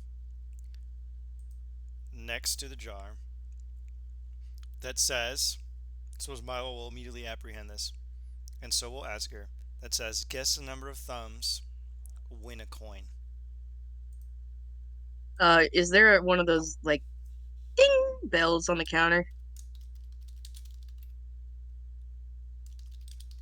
I need to know if there's a ding ding bell on the counter. Fuck, I think my voice is... Oh no, here. Oh, Silas, we could still hear you. It was just Ian was muted. Oh, that's why. Oh! My battery's running low. But if there is a ding ding bell on the counter, I'm gonna ding ding the bell. I'll put. And then I will roll whatever Ian needs me to roll. Probably gonna be acrobatics. What are you attempting to do? I want to ring the bell on the desk or the counter so that the bank person will come to me, but I do it with my hoof because I'm a drama queen. Give me acrobatics. Yay! See, I told you. Acrobatics. Please, whatever number happens, it'll be funny. Yes! I mean, I... Describe how you... Okay, you definitely ring the bell with your hoof, and you see the Ultraloth look at you and go, do you mind? And he points down to the ground, and as you look at the ground, there is another bell on the ground that says, in Infernal, please ring this with hooves. Management. No, not really. And I hit it with my hoof again.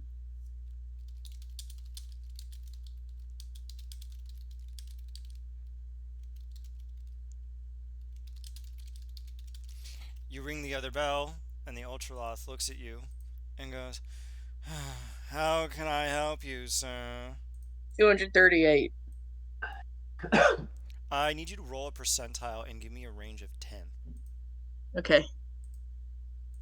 Here we go. I will roll, let's say...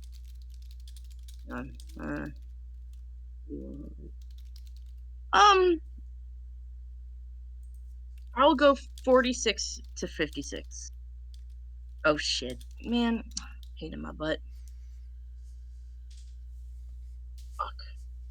How do I just roll shit? Is there space? Yeah.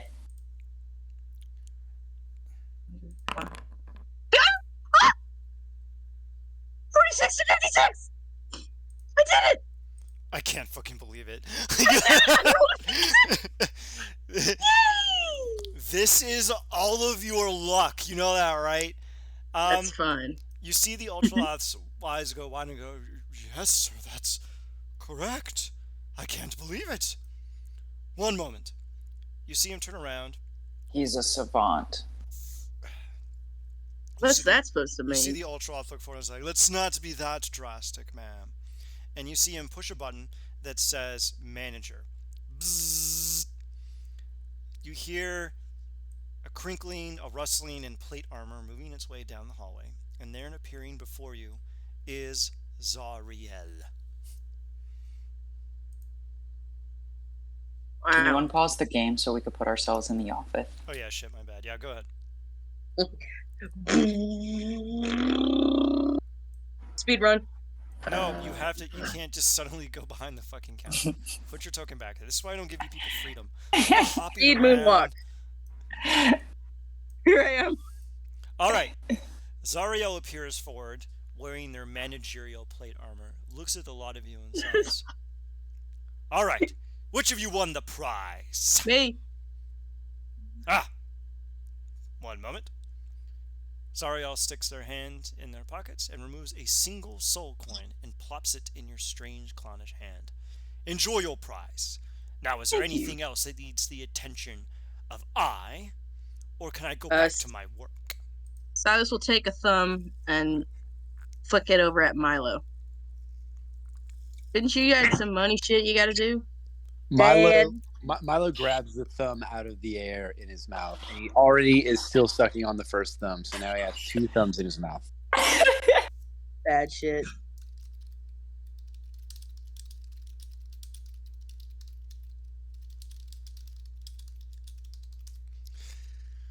Well, is there any other business? Do you need to exchange money for soul coins or anything of that nature? Silas nods. What? I'm. Forgive me. It's been a while since I've dealt in monetary exchange. But what's the exchange rate from soul coin to say this? And he just brings out your standard issue like euro gold piece. Zariel extends out their hand. Yep, he drops the gold piece in his hand. Let me see here. Surely there's some exchange rate. This is the standard currency in most of Eberron. Or most of Corvair. Or most of... Right? Are both of those facts true? Can you repeat that? Is this the standard gold piece in like all of Corvair? They still use unified Gallifreyan gold standard. Okay, and is it just called a gold? Is it? I guess. We would all know this by now. All right. But like, it's about 1,000 gold per soul. All right, thank you. We may be back if we're in need of purchasing something. Thank you. Worry. Asger's gonna tell you, Milo. Wouldn't you have an account, maybe a safety deposit box here? That's man. I tell you, that's such a good question, and that's something that Andre 100,000% have a safety deposit here. I've totally got. Shit. My shit's been collecting interest for like 1,000 fucking years, or 1,000 years. May I? Thank you, Asker. Oh my fucking god! Do you remember the scene in Futurama where Fry goes to his checking account and he had like 11 cents and it turned into like $7 billion? You know the math on that is actually real. Oh really? That dude. The writers of Futurama were insanely neurotic to make sure that it was accurate. Yeah, that's so cool. If you had like 20 cents in your account 1,000 years ago, you are going to have inhuman levels of money within that safe deposit box. So basically what you're saying is we're just as rich here as we are in the rest of the world. Yes. All right, badass. I'd like to make a withdrawal. Can I have your name, sir? Yes. Milo Malfax. Sir, if you had told me you were coming, we would have made the customary arrangements. May I ask what the nature of your transaction is? Perhaps we can have a courier send the funds to the location. Corey. What's that? In Corey, he says, "You want them now." Asker's being rather pushy. Okay. Ooh. My friend here has a terrible gambling habit. I'm just I just need some spending cash. So, let's say I'll take 3,000 soul coins to walk around with. I think should suffice. Of course, sir. Immediately, I'll go down to the vault. Can I have your access key? Milo gives him the access key. In Quarry, he says, "Let's go with them."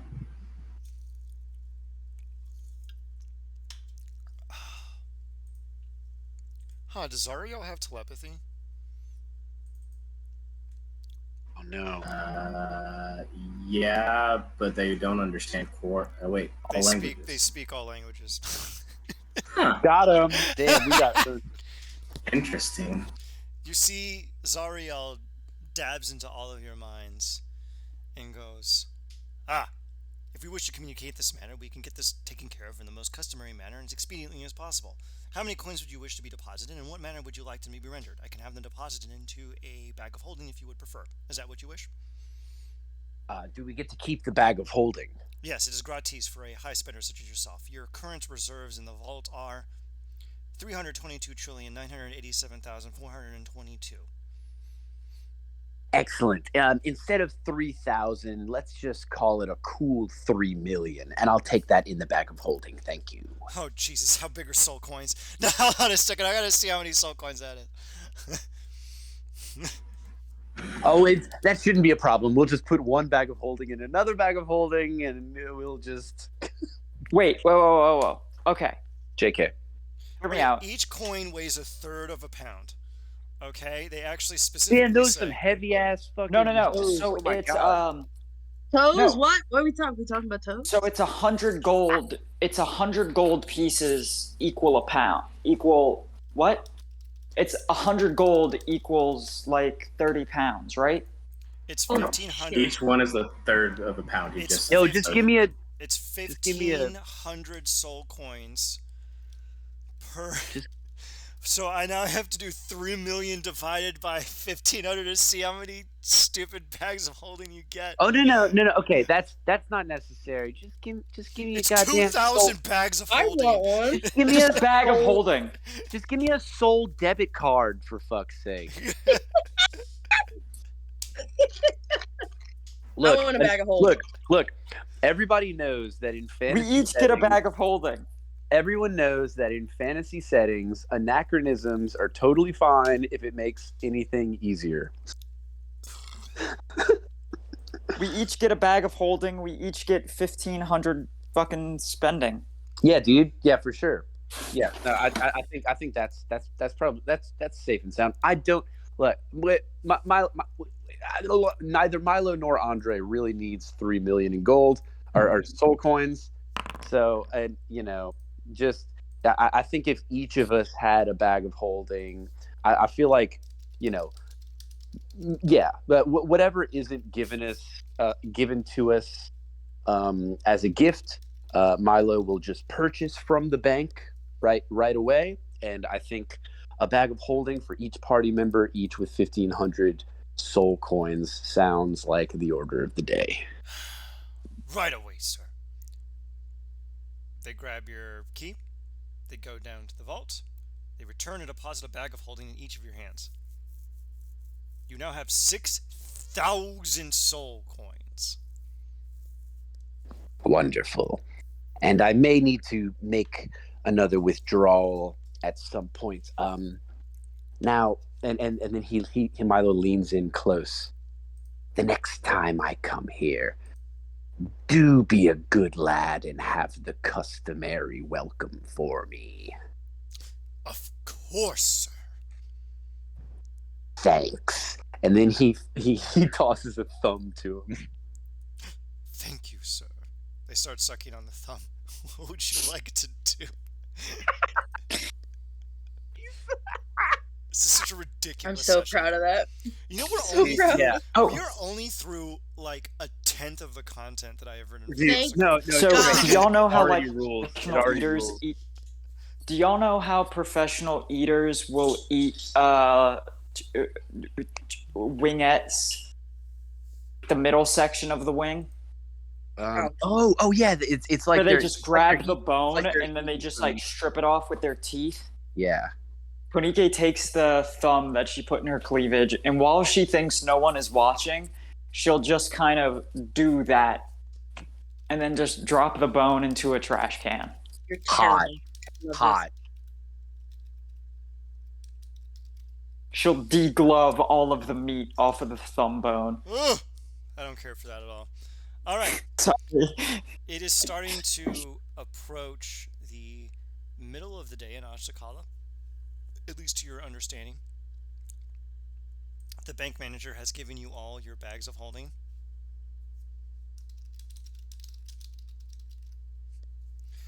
What would we like to do now? Asger, are you okay?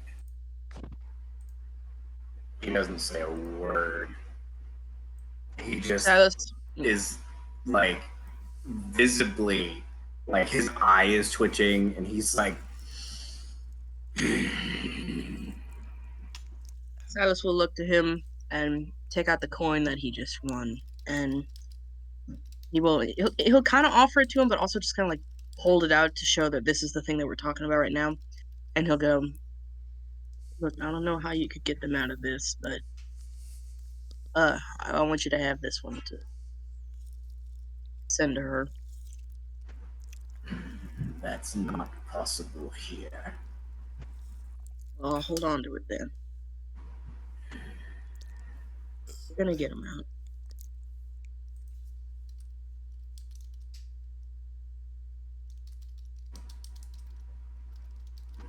Let's see. Once we are away enough from douchey telepathy, inquiry to everyone, Asker's going to say, "So how do you all feel about destroying a bank?"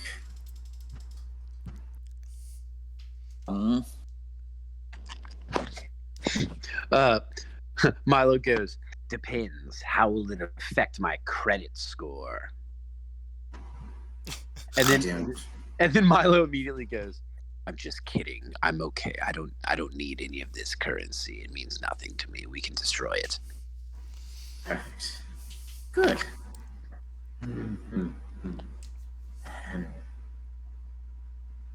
Oh, what's that, Asger? Do you have some sort of moral issue with souls being used as currency?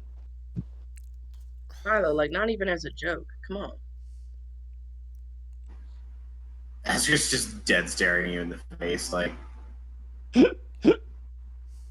I'm sorry. That was truly inappropriate. I'm letting my surroundings get to me. Tone down the sass, you ass.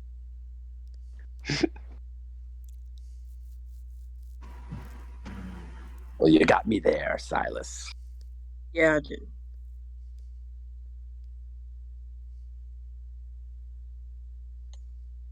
So what's next? We've got our snacks. Silas, is there any corner of Ashtakala that tickles your fancy? Please don't ever ask me if something tickles me ever again. But, well, where do the people go?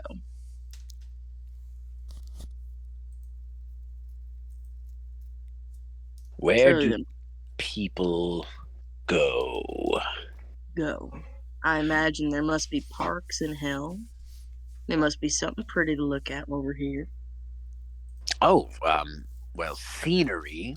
I think we could visit the what's it called? Something we could visit the garden. What grows in the garden? Forbidden knowledge. Cool. Lead the way. Everyone becomes immediately aware that Ponike has wandered off to go peruse the Fiendish shops. Looks like Ponike is off to spin some souls. Asger clenching his fists. And then Milo turns to ask her, maybe she's just window shopping. Oh, actually, Milo inquiry, Asger, if I were to say relinquish my bank account, is there some way you could deliver say about 1 trillion souls to your to hell? 3 trillion D4 later, Asger is dead as a doornail. He just comes back for free. Right? I die. Milo resurrects me, and we're good. Yeah, like or even like, I mean, we were all given a pouch of 1,500 soul coins. So I mean, like, what did Asger take it and like immediately, like, I don't, like, did he even touch the bag at all, or like what's his? I mean, I know this is obvious. This is obviously like an affront to everything he stands for, and it's like truly offensive in a way that is hard to even fathom. But could, like, even not that I'm against destroying the bank, but what if, like, I mean, shit, like, has Asger even delivered like 1 trillion souls to, like, this is a big gift, soul department, and like, I'm just wondering how that would make hell so powerful, right? Wouldn't it? Because if 8 million souls make her powerful, imagine what orders of magnitude higher. Yeah. So anyway, yeah. A million. I kind of started the question in character and then wandered out of character. So let me just get back into it. Well, unheard of in this campaign. What? Asger, I'm not quite clear on the relationship between this many souls in one place, souls hidden and stashed away and hidden from her.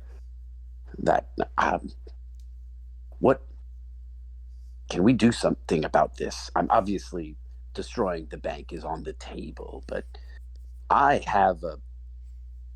gathered a lot of interest over the millennia, and I do feel perfectly fine delivering these souls to you. I just don't know. Tell me, what do you make of all this? Aside from abject disgust. The biggest problem is due to the miasma that surrounds this place. No soul would be able to pass through it, meaning we have to bring them all back in order for me to release them in any meaningful fashion. So, honestly, I don't even know how we would carry them all back, and destroying the bank probably wouldn't even do anything other than piss off a bunch of your compatriots. It's likely.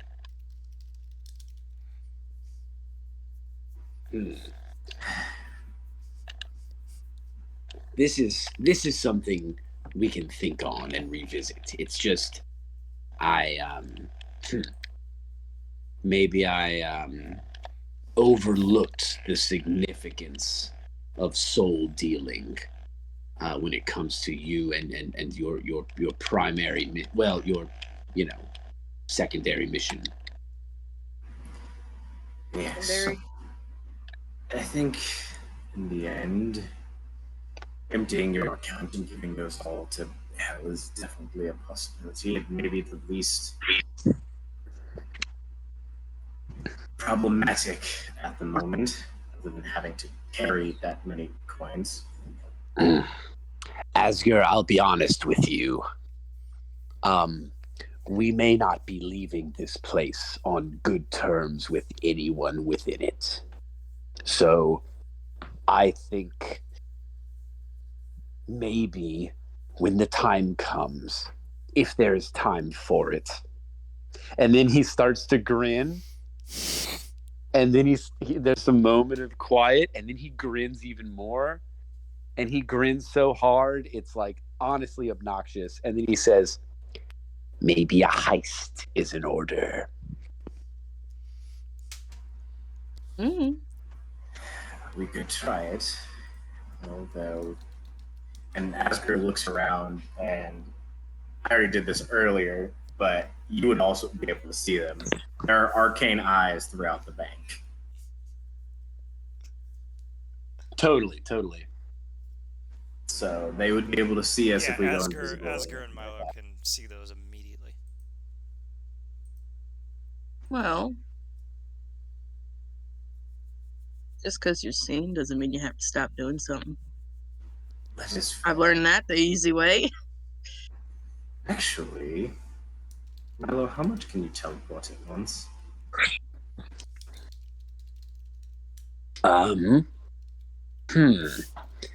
Now there's a question.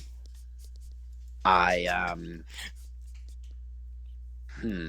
most I've done is just us. I'm used to teleporting people, as it were, but are you thinking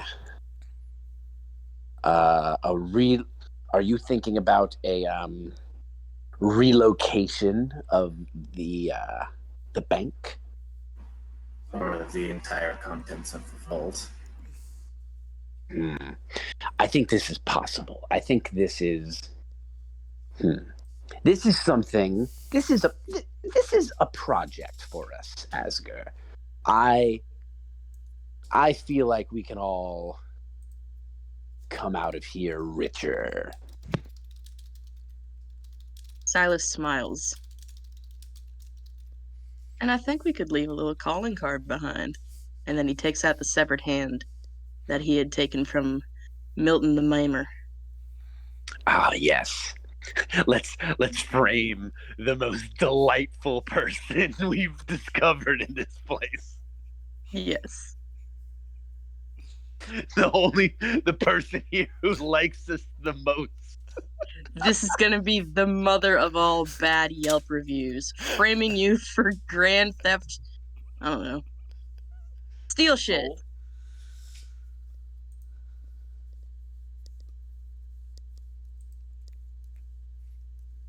So Memento Hori should be an aesthetic.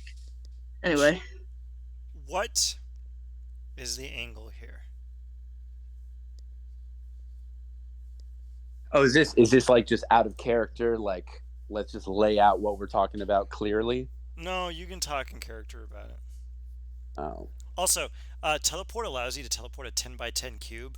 The vault is a 10 by 10 cube, so I'm pretty mad. That's so fucking awesome, dude. That's so awesome. All right. Okay. No, this is great.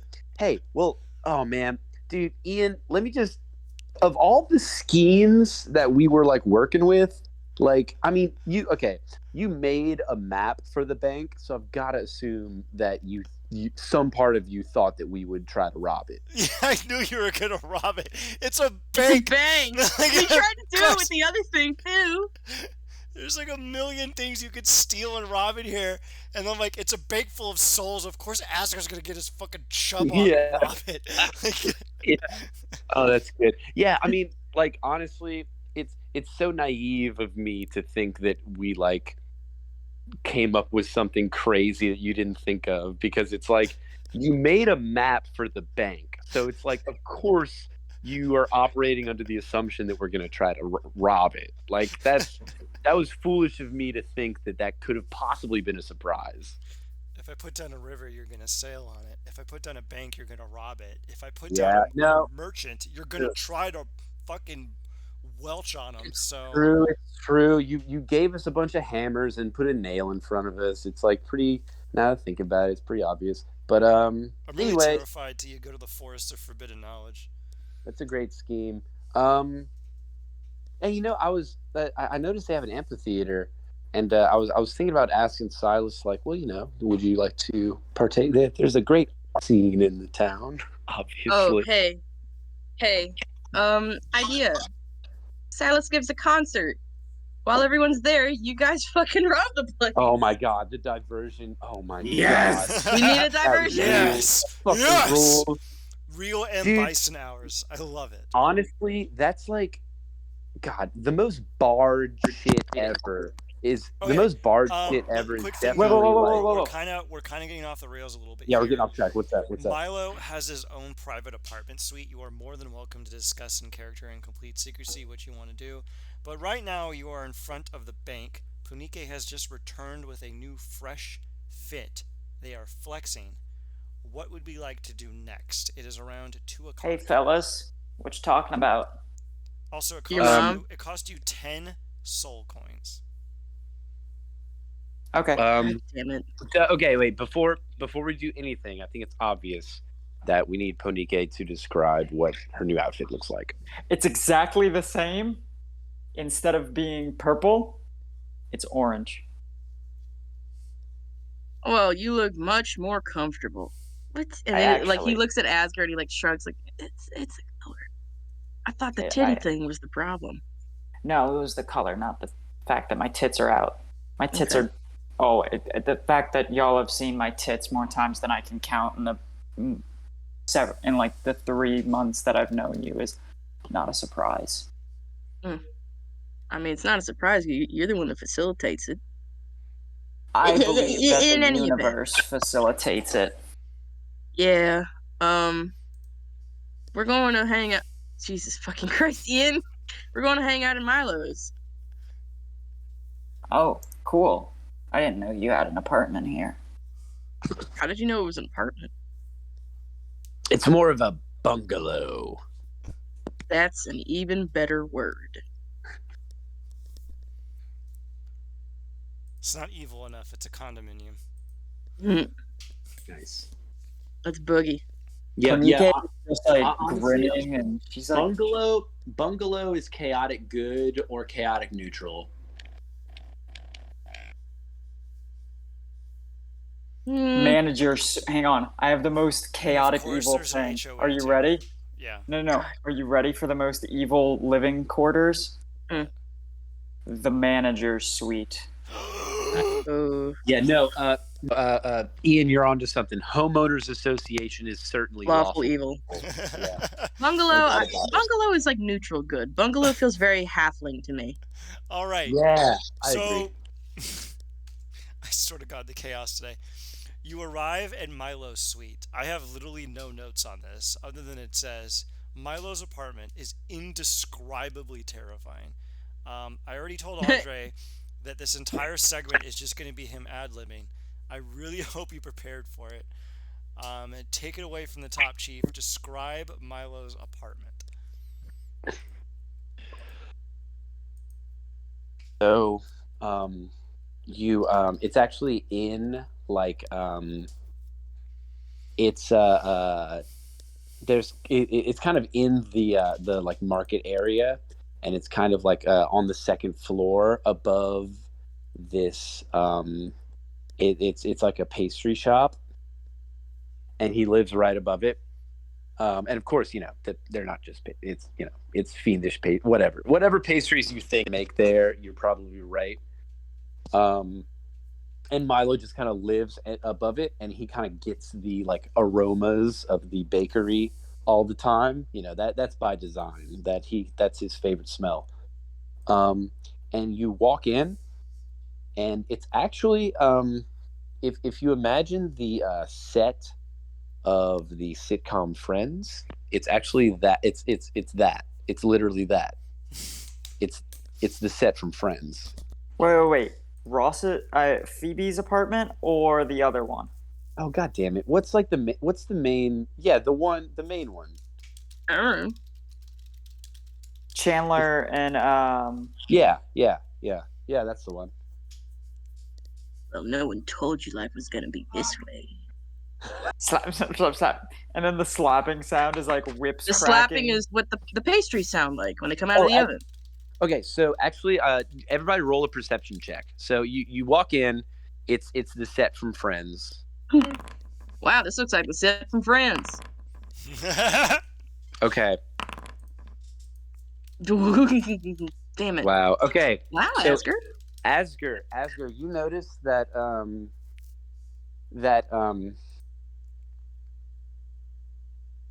wait, yeah, hang on. I am desperately attempting to find Friends set battle map because if it exists. Oh my god, yes.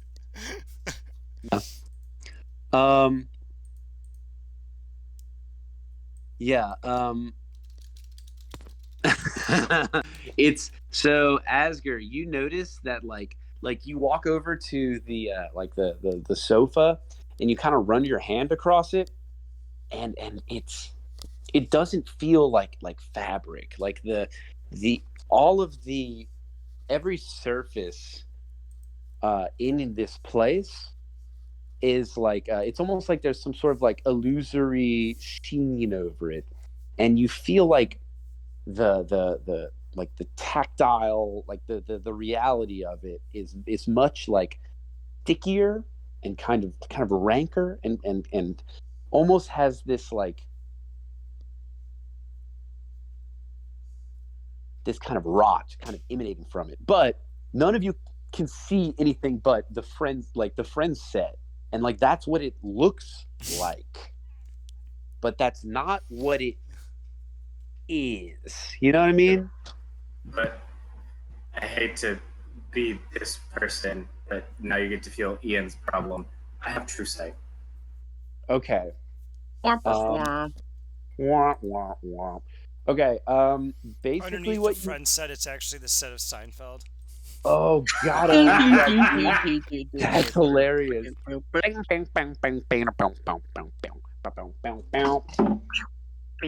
And then under that is The Office.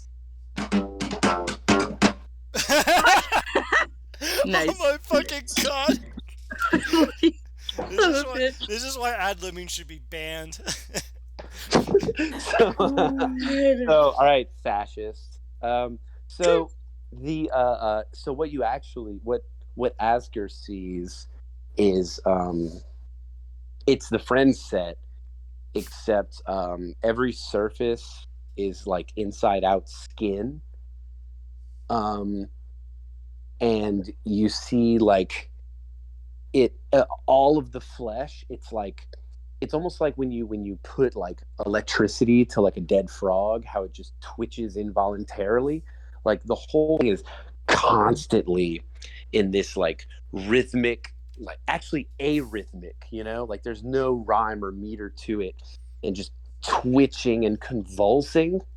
And you also see like every time you take a step, it like the like all around your foot, it's like hundreds of like pus filled boils like popping and flowing over, and it's like everything you touch becomes more just wretched and almost like the worst physical manifestations of like disease and blight and just scabbing over the whole place is like just a blister.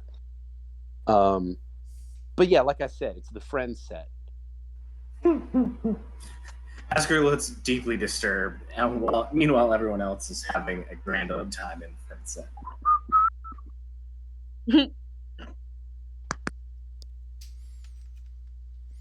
I caught one whistle note and the clap, but I appreciate what went on and what I couldn't hear. Yeah, you know what it is. I know what's up. All right. It is around 2 in the afternoon. You are told that you have a meeting with the overlords in the Prakutu later this evening. What would we like to do before that meeting?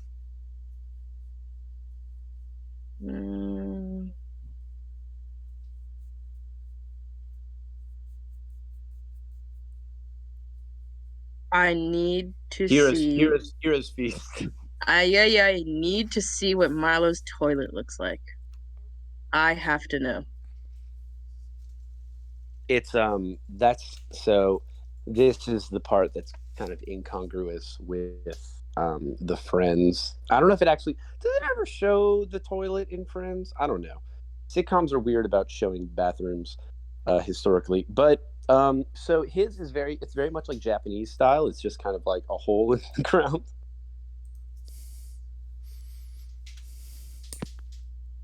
Oh, God damn it, but did I pick up? What's that? Did I pick up just now? Did you pick up? No, I don't think I did. I was just saying, yeah, I get what you mean. Go on. Yeah. Yeah, so it's just kind of hole in the ground, very simple. It's got like a hole in the ground. That's for number 1 and number 2.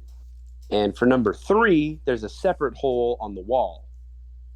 And what is number 3? Shut up, we're glossing right over that. And there's also a sink with like it's actually a like lion's claw foot sink, which I know you expect the lion's claw bathtub, but no, the bathtub has like duck feet, like kind of flat, like webbed duck feet.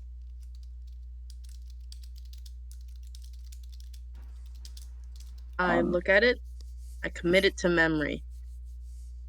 Milo, why is there a hole in the wall? Because it's funnier that way. What, you don't have a hole for number 3? What's number 3? Are you, Ponike? Are you doing a bit? No. Or do we not have a mutual understanding about what number 3 is? I'm familiar with 1 and 2. You know, listen. You spend 500 years with a cloaca. Your next 3,000 getting used to 2 separate holes is weird. But if you're telling me that y'all are supposed to have a 3rd separate hole for something else, I'm not gonna believe you. Oh, okay. This is for so number 1, I assume, is urination. Number 2, of course, defecation. Yes, we're on the same page. And the 3rd, precipitation. Number 3 is for more evisceration. Yeah, you got it right. Mm-hmm. I'm still the old garbage disposal hole. It's not a hole for my fluid. It's a hole for the fluids of others that I bring to the bathroom. Oh, okay. Like a spider. I get it. Oh, okay. Alex goes and stands behind Asger just so that he can feel a little safer from these thoughts. You know, number 3. Ponike just nods. She doesn't fucking know what the fuck you're talking about, but she just nods. Actually, Silas, you notice Asger is hovering at this point. He is cross-legged, I stand behind his legs then. Hovering in the air like, I ain't touching shit. Let me just stand right here, okay? I just need to not look at those 2 for a couple minutes. I just need to not see for a couple minutes, and he closes his eyes.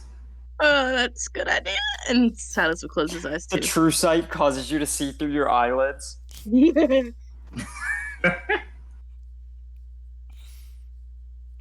Wow, that's bleak. Oh man, true sight is a real curse if that's the case. What if you had your eyelids cursed so that whenever you closed your eyes, it was true sight? When you opened them, it was regular. Oh, it's like only being invisible if you're naked or whatever.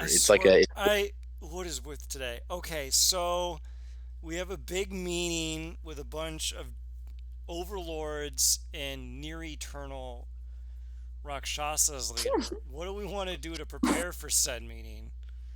We're preparing. Okay, start. Well, you're all in Milo's bathroom that he hasn't used in, I can only presume, about 1,000 years. He hasn't been here in a while. Well, okay, yeah, I think the number 3 hole has been used in my absence, though. just not number.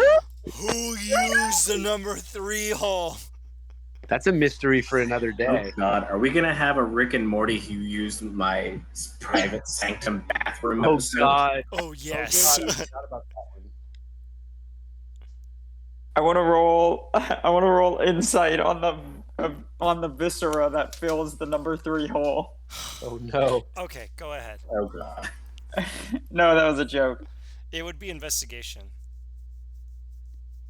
Okay. Oh, you're All doing right. it. I swear to God, if you crit, I'm gonna just fucking quit the campaign right now. I'm out. Don't you fucking dare crit. Oh, thank God. Garbage. You look inside the eviscera hole, and you have no idea what you're looking at. It is bewildering. It's just a melange of body parts, fluid, what seems to be a physical representation of pain and torment. You're completely outside of your element.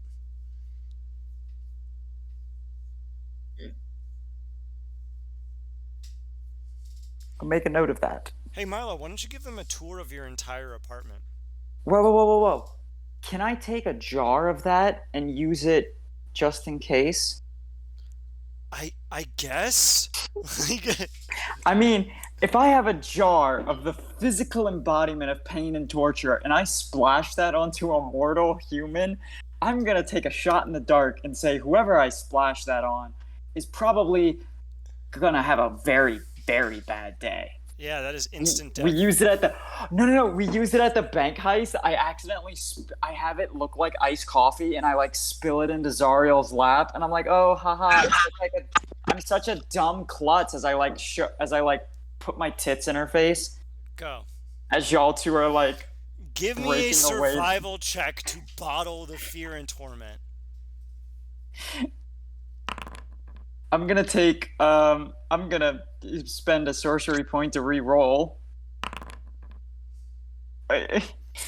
Okay. I need you to give me a wisdom check. Good luck. Oh, holy night. Oh, holy night. Alright, let me go look up the madness table really quick. As the very embodiment of madness sloshes onto your body. Olivia, can I just say that you're my favorite person ever? Because you never say no. You always fuck yourself with a rake. Okay. Yes, and Roll me a d4. Yes, and a D4. Yes. Man. Oh, that's the worst dice to roll.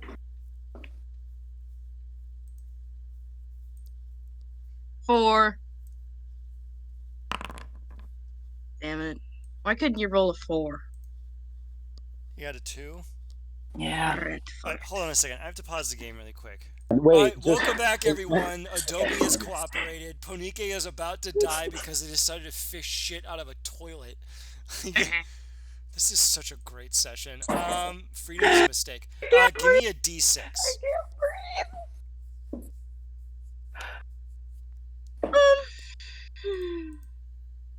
Give me a D6. Oh, fuck. Oh my god. Oh, god. Okay, I am now going to give you the permanent madness that you are under. It came in a really cryptic way, which I think is very appropriate, so just read the way it pasted.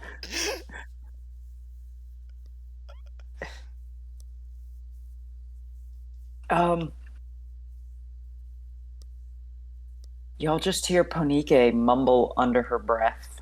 Anyone who wants to try to listen picks up that she is mumbling in primordial. Yeah, I understand primordial. So. You Fuck, immediately something in the intuit. fucking hole. It's fucking looking at me. You immediately intuit that although they are speaking in primordial, it seems to be some kind of strange cipher.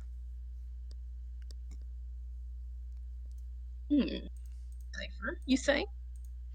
Yes, a cipher. A cipher, no ciphering. How do we wish to... I can't believe Ponike fishing for shit in a devil. Never thought I'd ever say that. Can I sit down on the flesh floor and like take this cipher, write it down, and then try to like connect the dots? Give me an intelligence saving throw. Oh, that's gonna go probably funny for me. Let's see. Suck my willy. Well, it's only 15 in this level. I'm not competent enough. What do I get, God? The great lord upon the mount says that, in attempting to discern the inscrutable, writhing mire of Ponike's manifestations, you have also succumbed to her madness. Roll me a d4. Yay! Yay! Let's see what I get. 4. 2 again. Oh no! Aw. All right, now give me a d6. One. So we get the Actually, I same would love madness. one. I would love one. 6. Oh my god! No way! We have the same madness. Twins. Contagious. Whatever I got is contagious. It's spreading. Whatever. This is Whatever, what y'all you get shoulda- for digging around in toilets, you monster. Honestly, you rolled a Wash one, your but hands. you rolled a one. I wish you would have rolled number 3, TBH. Hmm. God, Well, that's I'm crying. that's fun. All right. So we are all desperately in need of cohesion and social awareness, and we are all succumbing to contagious madness. Asger and Milo, you have 2 lunatics in front of you. What would you like to do with these lunatics? Silas bites his own hand. Ponike is continuing to Still has his eyes babble and What's up? Ponike is continuing to babble in primordial. Asger still has his eyes closed because he's just noping the fuck right out of this situation right now.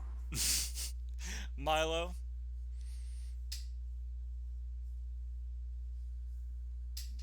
You want to twin a greater restoration for us, buddy?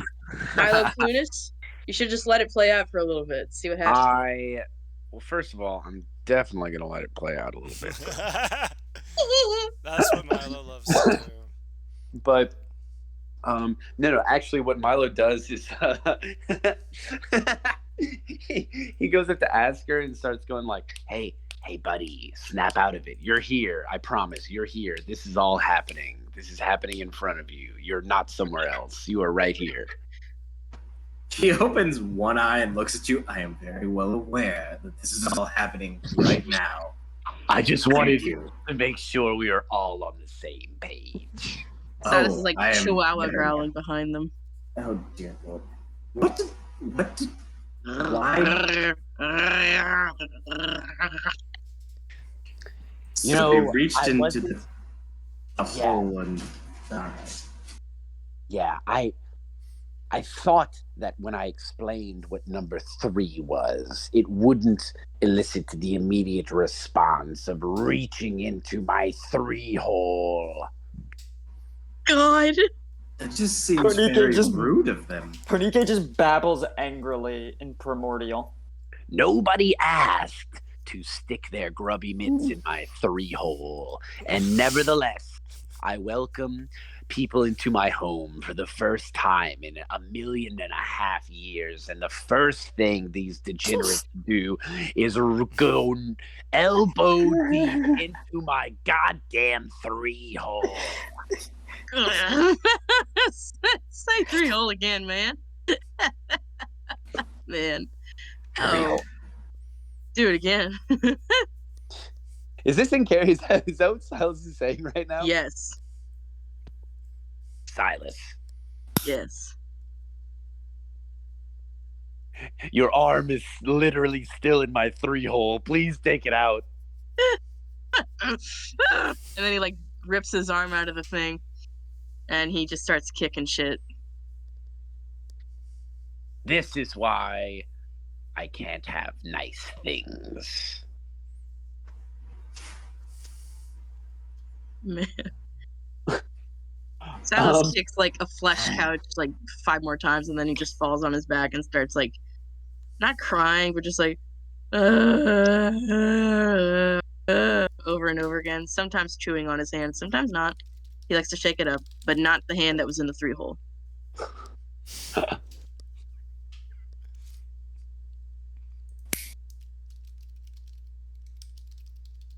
That's it. Punike continues babbling incoherently. Pretty much what y'all are picking up is red, yellow, orange, red, yellow, orange, red, yellow, orange, red, yellow, orange, blue, blue, blue, red, Please red, tell me someone orange, attempts orange. to discern what these maddening things are. Don't want to go crazy. I bet Milo might have an idea of what the fuck's going on. Let's see. I guess. Wow. Do I know what's happening? They've obviously been driven mad, Obviously. and they are communicating in a language of their own creation. Oh, that's cute. Supersize Sunday, Flapjack. Woo!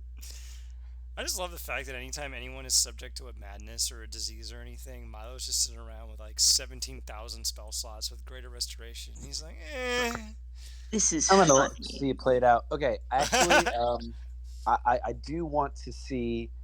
Oh no, Milo's actually gonna point it. Button, flyer, button, Point it. button, At Silas. hole, Point at Silas. button, Go hole, bad, button. Silas. Bad, and then point Ponike and go bad, Ponike. Bad. Silas starts giggling. Devil, But, like, hole, only onion, kind of. devil, It's like, hole, onion, devil, hole, onion, devil, hole, onion, devil, hole, onion. Silas yells, "Shut up!" Greater restoration on Ponike.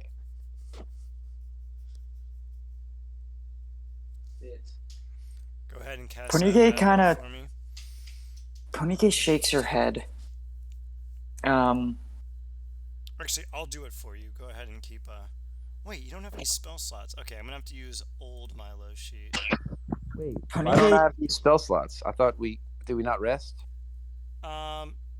Your new Zeal domain guy doesn't have everything. Oh I shit. don't get Okay. it. It should have. Yeah, it should. We fix that up. Whatever. I'll fix it later. Let me just. Greater Restoration's 4th, right? Fifth. Maybe 5th. Oh shit! It totally is. Okay, so let's just cast that bad boy. Since you have 0 5th level spell slots, which is not true. Let me give you a long Ponike- rest really quick. Coughs a bit, takes a dish. I assume there's like a dish towel or something, or like a face cloth or something nearby. Oh, there's something It's a to make. face cloth that's made of faces. Yeah. She takes it yeah, and she that's- just wipes the 3-hole grossness off of her hands and belly, and then throws the dirty towel into the 3-hole, and goes, "Sorry, I was hoping that I would be able to use the incarnation of fear and terror and pain that I saw down there as a useful attack in the future." Nope. That's not what the 3-hole is for. Sorry. Now, Milo, do you use Greater Restoration on Silas? I'm so sick of this. I'm sick of this shit. Yes, I do. I'm so sick. I'm fucking sick of this. I'm sick of dumb shit. Oh. Ow. Oh. Did I do this, or did one of y'all bite my hand? No. You that's were my biting front your tooth. own hand. Yeah, that's my tooth. Okay. Milo, I hate your home. I can't stand it. It makes Well, me my- want to kill things. Well, my home seems to hate you back. All right. Welcome. Tell it I appreciate its honesty. Welcome to Ashtakala. Thank you. Now, if you could do me a solid and don't stick your arms into any of my holes without at least consulting me first. You got it, Chief. Just mean no surprise, wet willies. That is precisely what it means. Damn.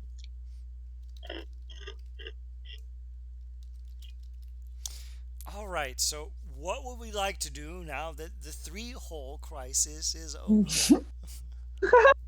Um, The Battle of Three Hole. So how yeah, did your can party TPK? First off, it involved a fiend's bathroom and a mysterious third hole. All right, so you have a meeting with overlords and Prakutu later this evening. It is currently about 3 in the afternoon. Your meeting is at 7. What do we want to do for the next 4 hours? dinner? Oh, sweet Plan out Jesus. the heist, maybe. Yeah, dinner for sure. Or we could go to the garden? No, I want to talk. Garden? The garden dinner was would be good. mentioned. Garden is possible. Well, if you said the garden is brimming with forbidden knowledge, perhaps there is bank vault secrets that we can use in this garden. I don't know if it's that may not, that the bank key code may not be forbidden enough. I don't think we're on the same page in terms of how dire forbidden actually means.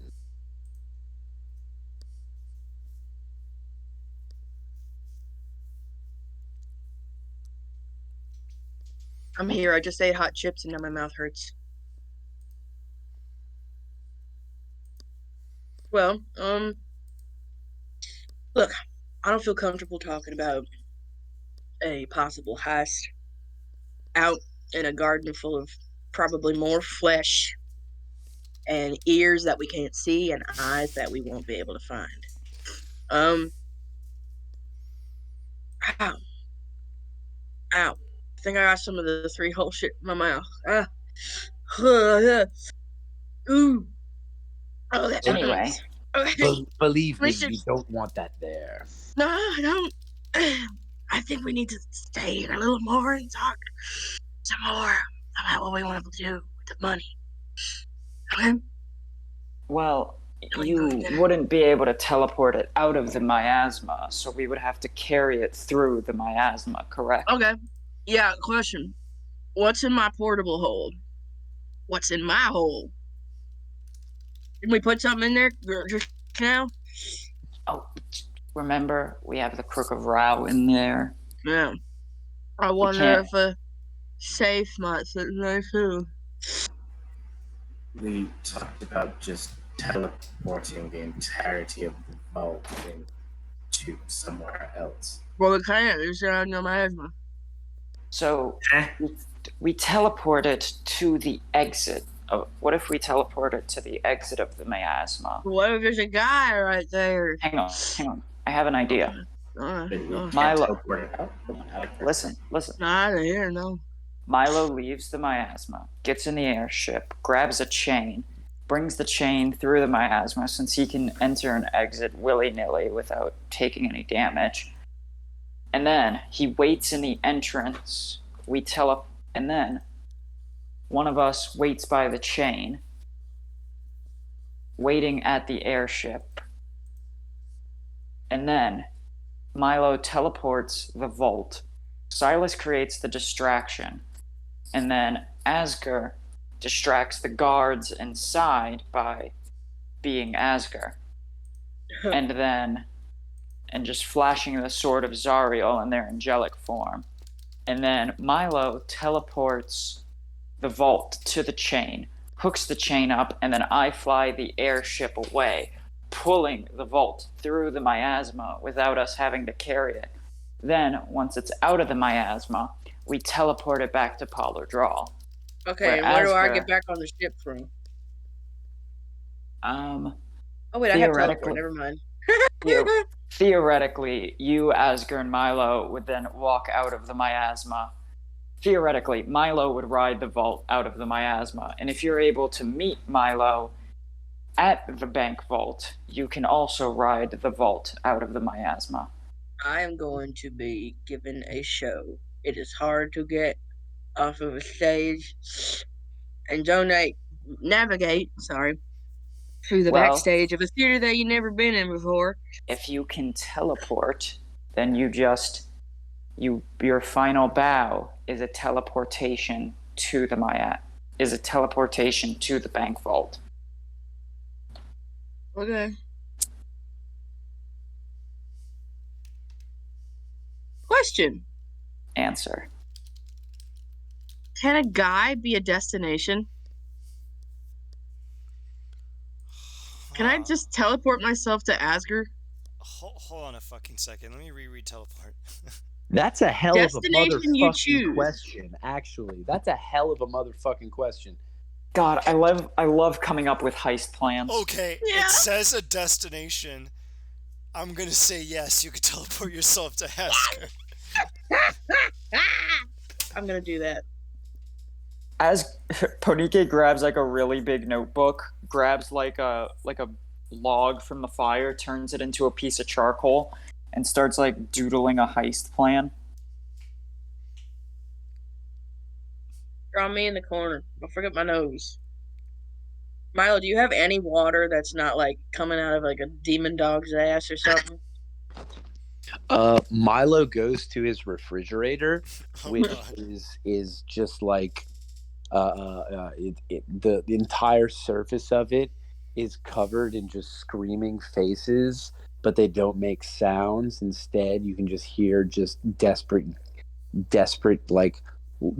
lungs trying to suck in air that's not available to them. It sounds like,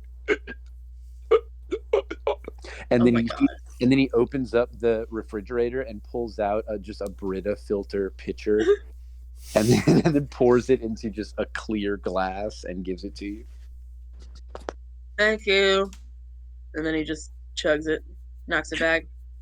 And then Milo says he reaches out his hand and like the cup refills, and he says, "Hydration is important." It's so important. Thank you. Okay. So, Milo, is there a theater around these parts? There is an amphitheater, yes. Yummy. Okay. Um. Well, everybody knows that you come back.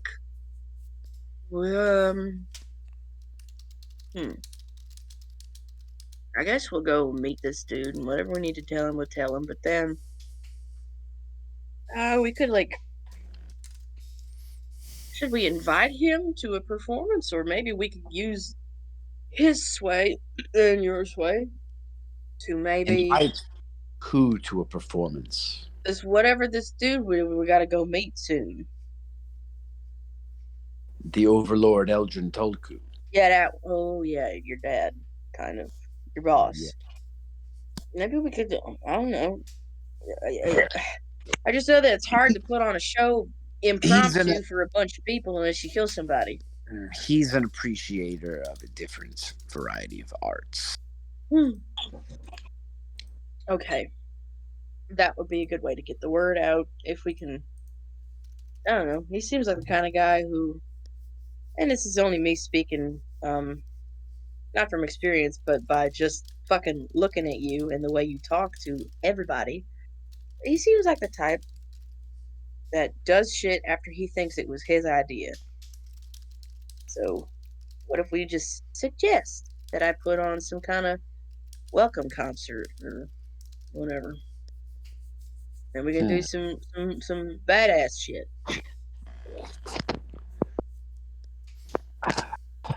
What would be something so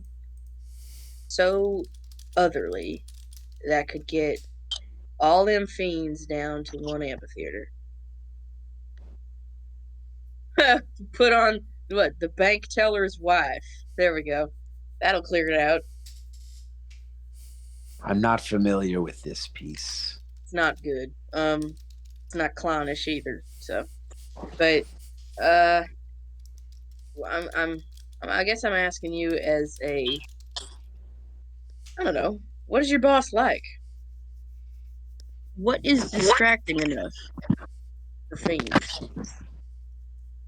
What's something they couldn't look away from? I'm afraid that there's little entertainment avenues that would truly distract him. Now, he is a being of focus, and this oftentimes is a good thing if you want to distract someone. You wouldn't want to waving a red cloth in front of a bull, but then waving a red cloth in front of I don't know, a Yugoloth. Huh. It will yield different results. So we need to wave the right thing in front of him. Currently, his primary concern is, well, coming back, ravaging the mortal planes, returning to his previous splendor. Well, why don't we wave a key in front of him? But Silas, I'm the key. Yeah. Why don't we wave you?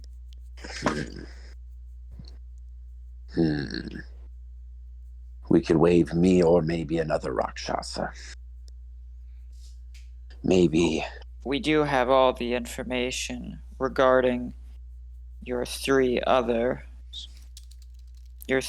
peers. Perhaps we can throw one of them under the bus.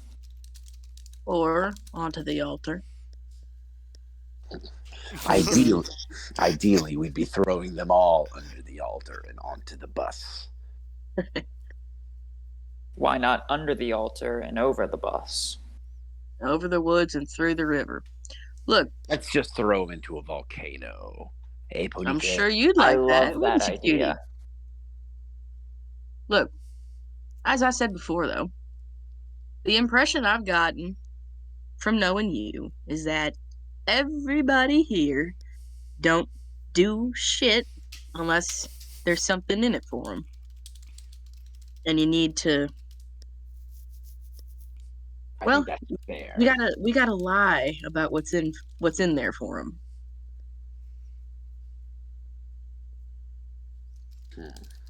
As weepy as I am now, I used to be good at lying to people.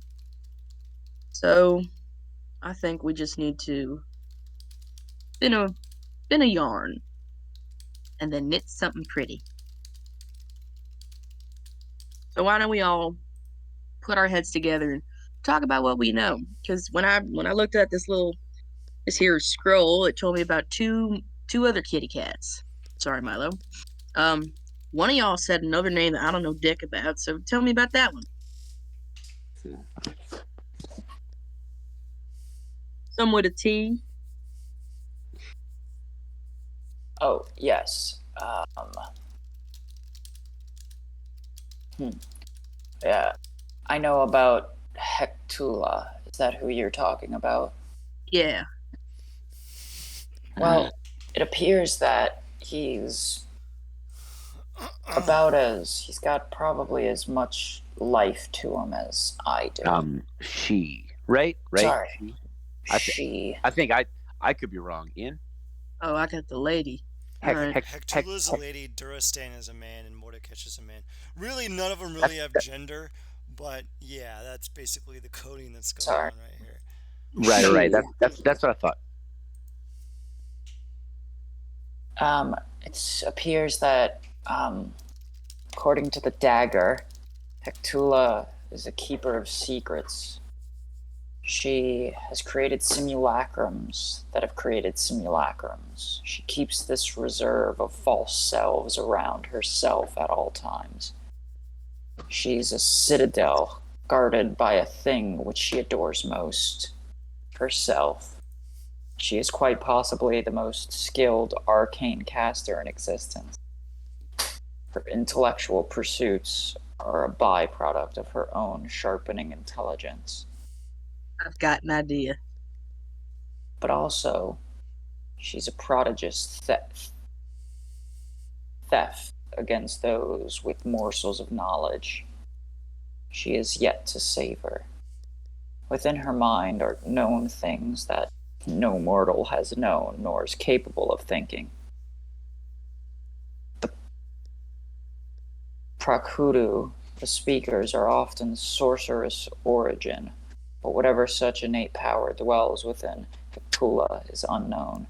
She manifests her own holy powers through artifice and guile. She's an accomplished wizard. Yes. I've got a very each of these three are quite powerful. But they've all found their niche. So but they're also not particularly fond of each other. exactly. So what I'm suggesting is, and Silas will hold up 3 fingers, make it kind of look like each fingertip is like the point in a triangle, and he turns the triangle so that one point has moved over to the next point. For those 3, they've all moved to the left, and he goes, why don't we toy with them where they aren't, where they got no fucking expertise? How about Mordekash, huh? Well, he's no great keeper of secrets, so why don't we come to him with one? Hey, Morty, we heard these other 2 Ashtakal are trying to gank you and make it so that your master can't return. You won't be able to bathe shit in blood with them, scheming behind your ass.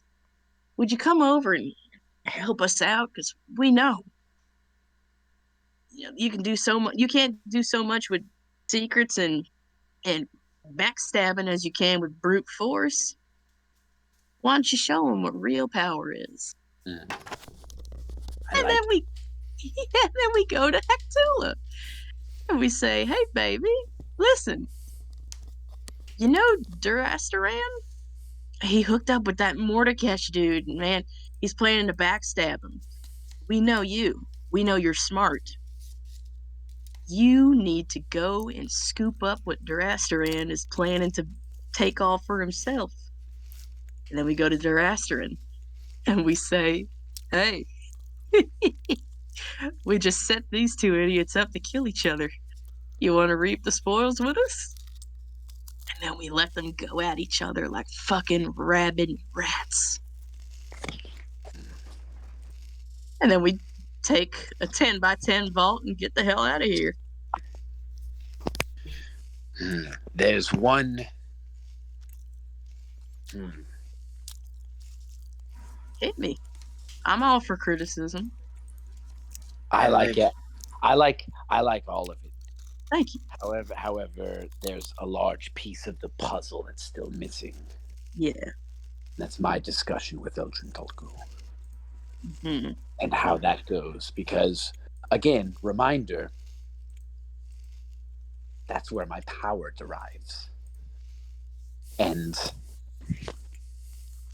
if he dies, it's likely I die as well. So, but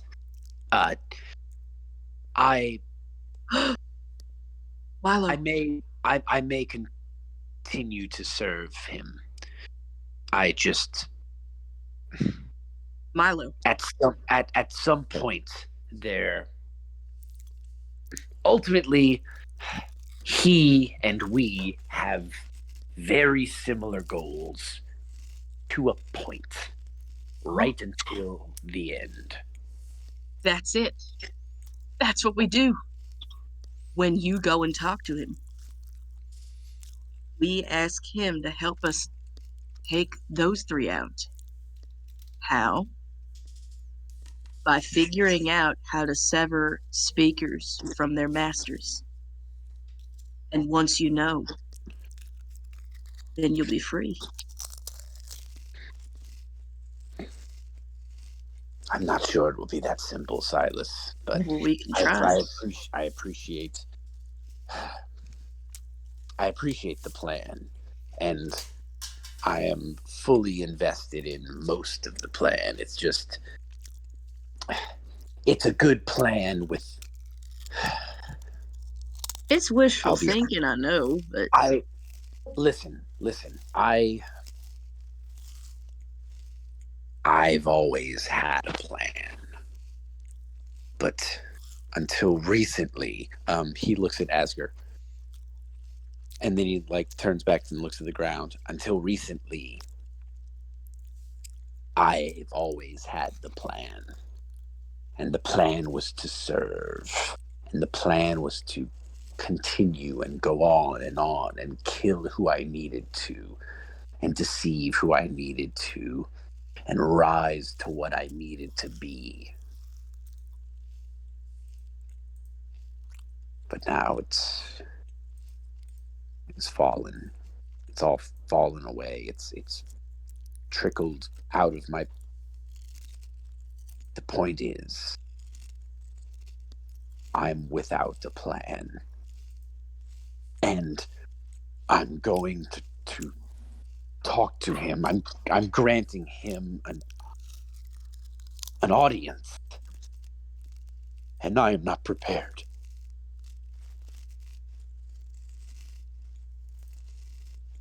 what do you think he'll say? And what do you want to say back?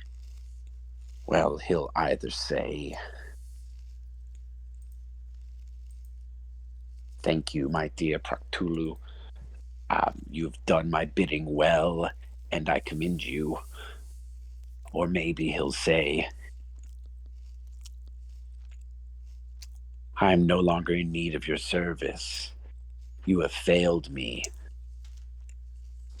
There's nothing lower than the likes of you."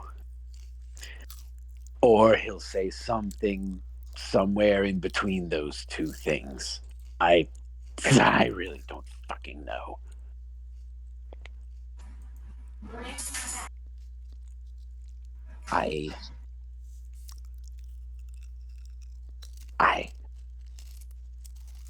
I need help.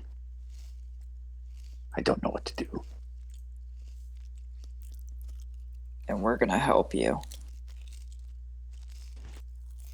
Thank you.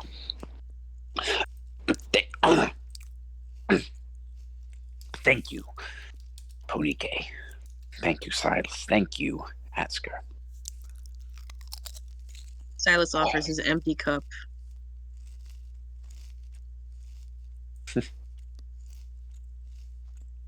Milo pours some of Belfan's flask into it and then takes a swig. Then Milo takes a big deep breath. And Milo says, "You three, you are something that he is not. You three have my back. Right? Yes. Okay. Then we will go to this meeting. And we will face whatever happens. And we will improvise." As we always do. Just remember, even if he were to sever your link, you have a link to another rather powerful creature. Especially now. I've had to change positions before. It's not that hard. You just need to have the right kind of resume. Actually, how weird would it be for you to take out all of your money before we do this, just in case he revokes your rights to the bank? Because nothing says I'm your new servant like giving her, more power than she's ever had before. And by servant, I mean just a cleric, considering you would have the same powers, just slightly altered more towards, my kind of power. Death, dying, and the like.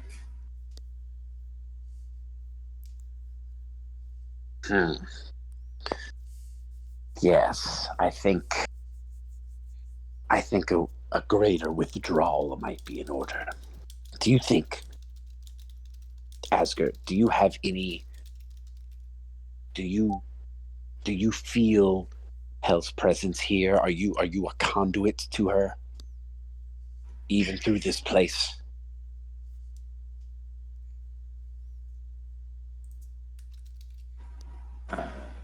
Oh.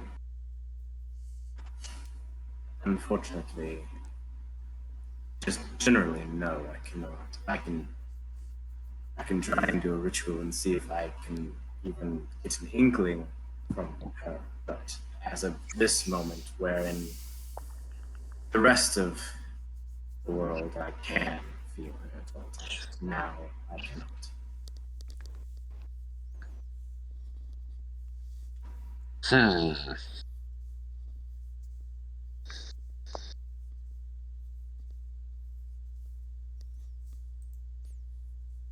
Well, Hmm. yeah. Hmm. Hmm. Hmm. Asger, this is. There's something here. Maybe. If only we could. Wait. The meeting is not with him today, correct? It's with the other of your the Eldrantulku, right? Sorry, out of character, real quick. Ian, It is that right? It is with all of them. Your private meeting will be arranged later. Okay. The first meeting is going to be the meeting with the other Rakshasas. My meeting with Eldrantulku is not until later. That's what you're saying? Yes. Okay, sick. Okay, great. Okay, great. We can just kick this can down the road a little further. Yo, I've been kicking this fucking can down the road for the last like 24 sessions, probably. Like this can has been fully kicked many times. You're like, nope. Like nope. Ooh. All right. Okay. What's nope? Alright, so Asger is going to kind of like perk up for a second and go, why don't we have this meeting tonight? You set up your meeting with Eldrantulku, and we leave for a day. We release the entirety of your bank account to him, therefore definitely granting us an audience with her. You can have a conversation with her before you have a conversation with him. You're saying we leave the miasma first and then re-enter it. Yes, just leave, then come back.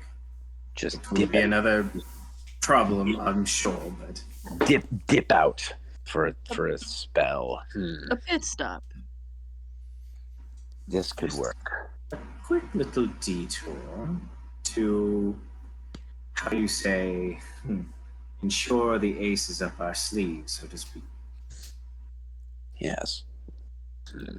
We can try that. I like it. Now you listen here. You're gonna show me what's up. I got 8 arms. That means I can punch you 8 times. But Oh. I guess first we should talk about the 3 we're meeting. So there's Darastaran, Hectula, and Mordekash.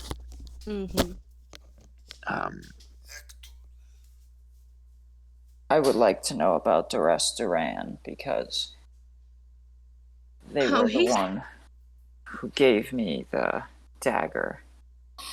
He's treacherous as a dog.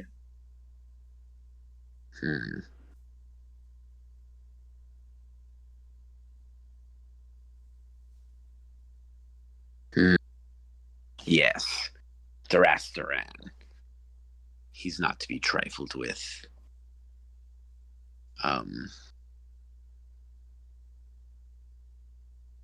Yes. He's a student of the Draconic Prophecy.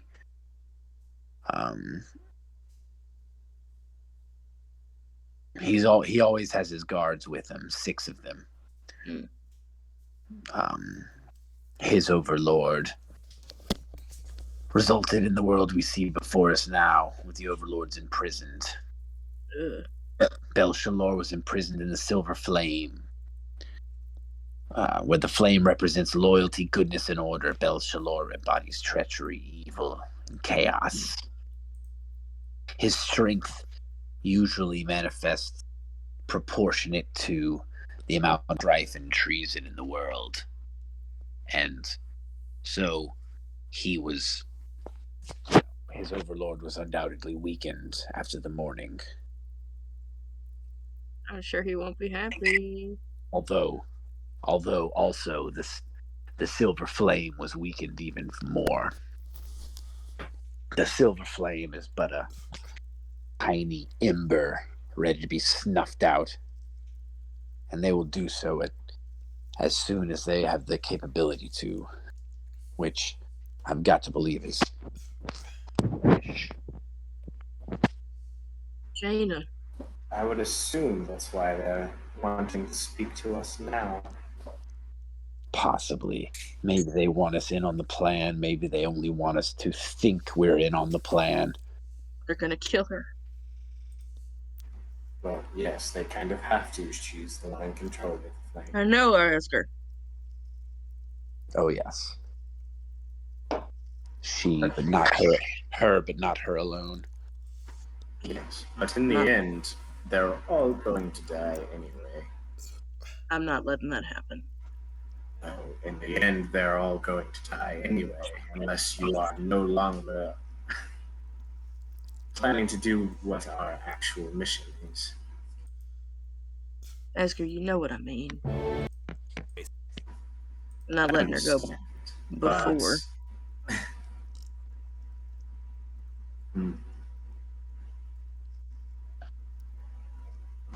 It's for after, depending on how quick we are, it's not going to be a large amount of time. Well, then why don't we just sit back and let them do all the work for us? That is actually a possibility. I mean, we let the sisters align the plane of dreams for us.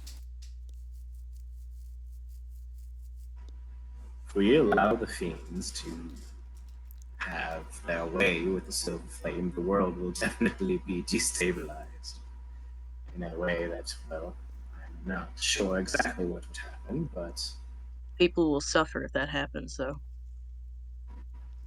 yes, they will. So, we won't do it that way. We'll do our best to stop it, but We won't do it that way. we can only do our best to stop it. There's no guarantees in any of this. We could die trying and then fail our mission. Then we die. That's not an option. Will not put the mission at risk over anything else. I will do everything I can. I did that. I will do everything I can to ensure that, it doesn't happen. But I will not die trying. That is not the mission. I will die for the mission, but I will not die for someone who, in the end of our mission, will no longer be here anyway. I will die for the 3 of you. If I have to die to make sure their deaths don't hurt, we'll get there when we get there. Oh, what are you so smug about, Tweety Bird? Even the most painless deaths hurt. Yeah. Why don't you show me? Just wait. Mm-hmm. You'll find out for yourself soon enough. Oh, I'm sure. It's easy to giggle when you don't care about how much things hurt. But, you know, nobody out there has had a chance to get dulled to it like you have. Show a little respect. They may not be around for long, but they're still here now. And they're still people. So we'll do what we can to treat them like that. I believe in her roundabout way. Let me pose you this. When someone dies painlessly in their sleep, do they feel pain?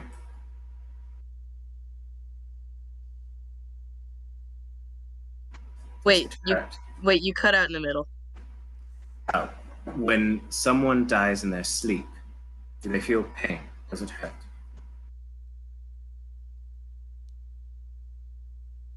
I wouldn't know. I'd be asleep, wouldn't I? So let's assume for a second that the person who dies within their sleep feels no pain.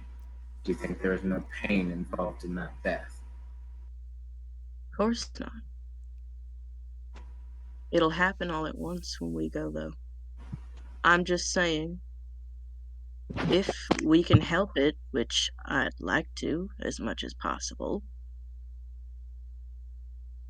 we don't let anyone else do our jobs for us. As long as it doesn't mean that people go before it's time. When they do go, it'll all be quick, like blowing out a candle. There won't be any pain because there won't be anyone left to mourn or bury them apart from us. It'll be quick. Silas, What? I don't think you quite understand what Well, then it is explain that it. we You have keep to do. dancing around it like a goddamn fool. Not dancing around anything. We have to shift every single plan individually into place. As we do so, more and more things will be going awry and wrong, and terrible, horrifying things will be unleashed upon the world for weeks, months, years, depending on how long it takes us to complete our mission. There is no quick end. We must align everything, and then, by the grace of whatever is left, we have to fight dragons, ancient beings that are literally made of our world, or our world is made from them. If we survive, then yes, everything else ends, and anyone who has survived to that point ends in an instant. But before that, do you think there's not going to be millions upon millions of death and pain and suffering and torture?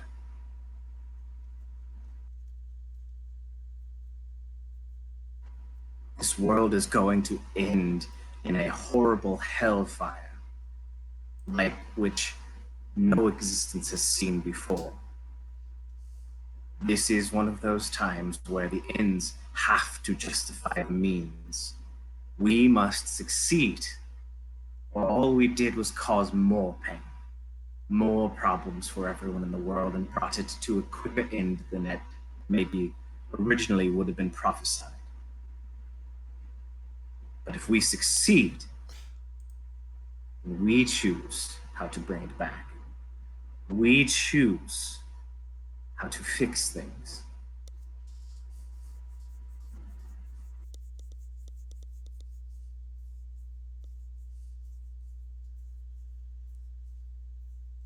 I never thought about it. It's hard to think about. It is. It is not something that I enjoy, but it is something I've had to think about because I am a bringer of death. I am a bringer of solace in the end times. And I will make as many journeys to the other side as painless as possible. But there will be pain. There will be terror. And there will be great evil in our deeds. But again, the ends have to justify the means.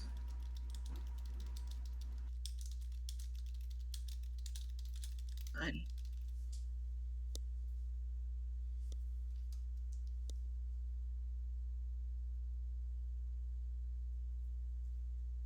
Fine. Have it your way.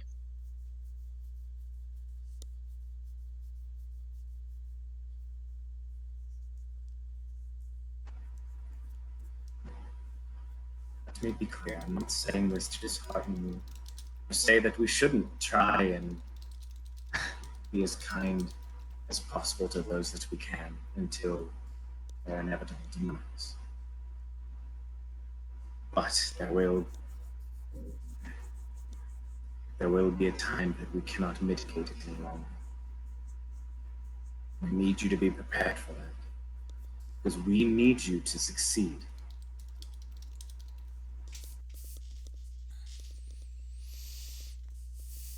Yeah. I guess someone has to remember what we did. I know you will. But I'll cry for it. You can keep standing tall. Swing your scythe. I'll stay behind and put flowers on their graves. Alright?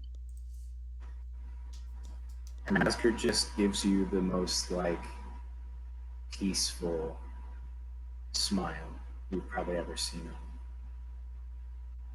Says, I would expect nothing less of you, and I will be forever grateful for what you do in the end days.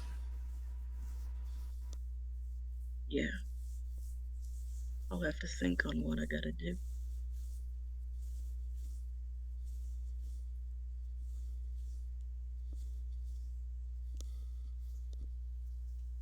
Well, come on. We gotta go meet Milo's dad.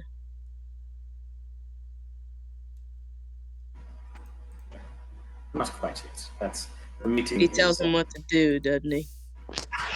Pushes him around, makes him squirm when he has to go back home. Well, yes, but That's a not dad if I ever heard one. fair enough. Sounds like my creator as well. Yeah, mine too. Did he throw rocks at you? We all have creator issues. No. So he just created me, let me get cursed, and then abandoned me. And I haven't heard from too! and Imagine haven't- that. Yeah, I haven't heard from my creator in over 3,000 years. I haven't heard from mine in about 23, but you know why. Yeah. Seems like I beat you to the punch then, didn't I? I am actually quite jealous that you got to bury yours. I'll Well, burn him too. Keep your hopes up.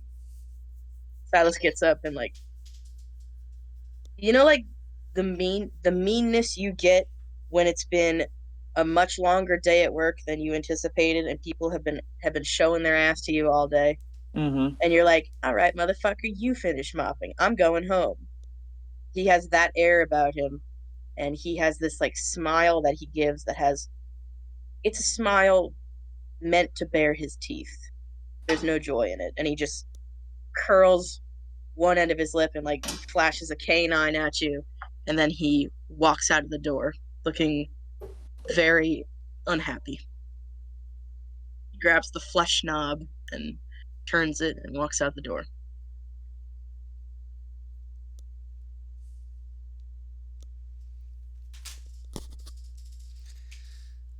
You are out in the open streets of Ashtakala, Silas. Does anyone else follow suit? Yeah, I guess.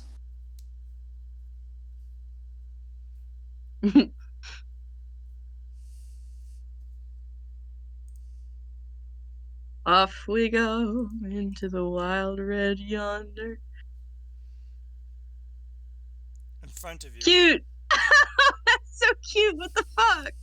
Thank God you didn't forget his nose. Thank you. Ponige just sets her heist drawings down on the table and just kind of like casually walks to follow Silas. In the front of the apartment, Milo's apartment, is a large black carriage festooned in brass with large wheels, pulled by dust-born horses. A small Rakshasa emerges from the interior and says, "We bid you entry. The overlords are ready to see you." Let's be on then.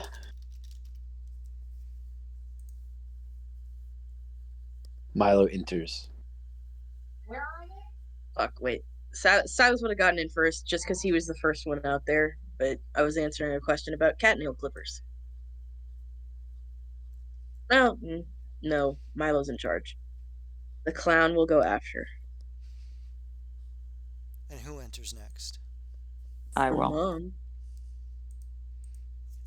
And Asger taking up the rear. Yep. Typical power bottom. So anyway,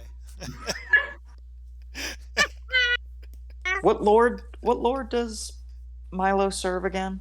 Odious Max. Oh, wait. Eldrantulku. Eldrantulku. The overlord of ironically treachery and backstabbing and betrayal. Eldrantulku. So this isn't a meeting with the Overlord. This is a meeting with the other speakers, right? Proctulus, yeah. This is a meeting with absolutely fucking all of them. Give me one quick minute. Yeah, we're meeting those three motherfuckers that we've got the recon on. We got the dossiers from each of these three. We're about to meet all of them. Ugh. We're just gonna hang out, see what they have to say, see what's up with it. Go whip ass. So all the Overlords and all their speakers. Yes. Fuck. Well, so Eldrantulku will be there too? Sort of. He's not really there. Oh, I mean, none of the Overlords are really there. Yeah, they're not. But they're Yeah, present. they're all sealed away. We're meeting with the speakers. Yes. Oh, we're in some kind of fucking. This is so Lovecraftian, and I love every second of it. I know, it's such a beautiful map, isn't it? Wait, let me see. Look, come on, load. Look at the top. Once you get to it, look at the top. Oh, Amazing. ooh, wow. Before you Wait, this is exactly what Jahi used when we met the Aboleth. Really? No, he used a different map. Oh, it's kind of It was composed like that, similar. though. So anyway, your carriage emerges in front of a large brass palace. You emerge into the interior past the shattered columns and pews, and ahead of you is a shattered, warped landscape. The floor seems to take on the appearance of mushrooms. In the center of the room, before a great shimmering portal, lie the three Prakutu. Durastorin, leader and Prakutu of Baal Shalor, the shadow and the flame. Hectula, the scribe of blood. Patroness Prakhutu of Sulkatesh, the keeper of secrets. Mordakesh, the shadow sword. Prakhutu of Rak Tulkesh, the rage of war. And there, in the distance, further down the hall, in a swirling mire, is a shimmering hole of bright light, surrounded with tendrils and undulating reality. And all at once, you hear the voices of the Prakutu and the Overlords. Welcome, all, to Ashtakala. We have much to discuss.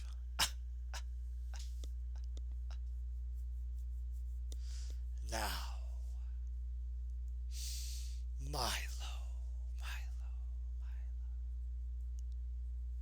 what news do you bring to us, great Prakhutu of Eldrantulku?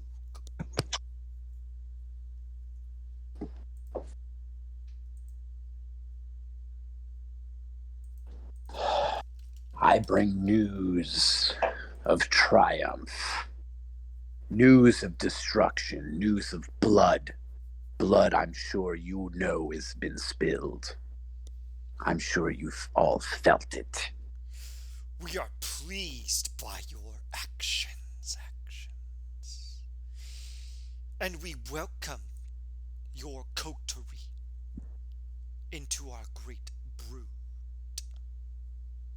Thank you. It is an honor to return to the glorious motherland, as it is an honor to do the bidding of my master. What news do you bring? I assume you are ready to take on the final task. Durastoran wishes to seek the death of Jayla Duran. Yes, this is a logical end. As of course the flame must be quelched before we can proceed. The shadow does not rely upon the light. The shadow is its own thing. No longer shall I be sequestered with that foul, insidious light. I shall be free, a shade unmoored from the flame. The girl must die. When her heart stops, ours in all shall beat again. And a glorious day it will be when her blood stops pumping.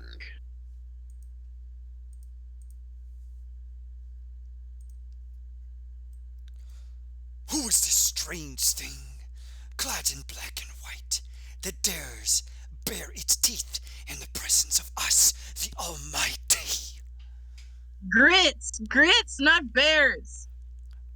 They sense a faint glimmer of teeth through your parsed lips, and they find it offensive. I meant no offense. I just got something in my teeth. Your Grace.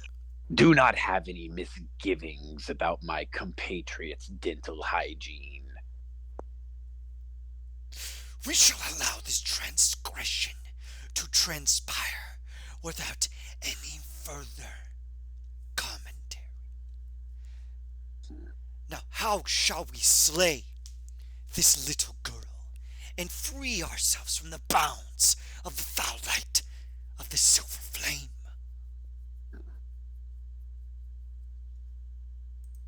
I'll go ahead and offer up dealer's choice.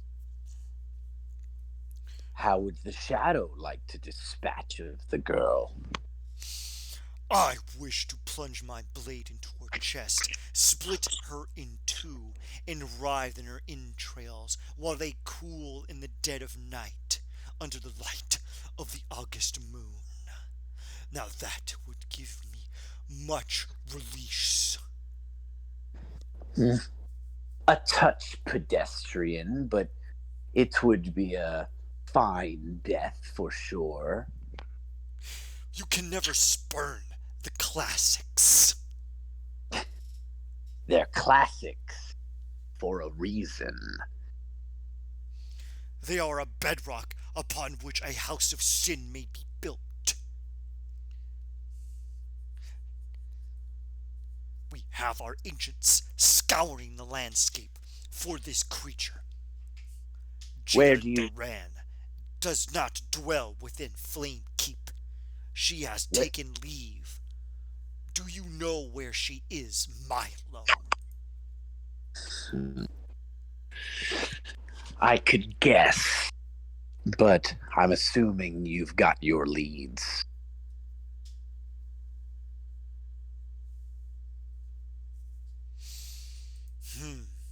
me deception with advantage. Word. Do I know where she is exactly? I do, You right? have I know no she idea. told us the last time we saw her. She was like, "I'm going this way," and we were like, "Okay, tight." But that was like months ago.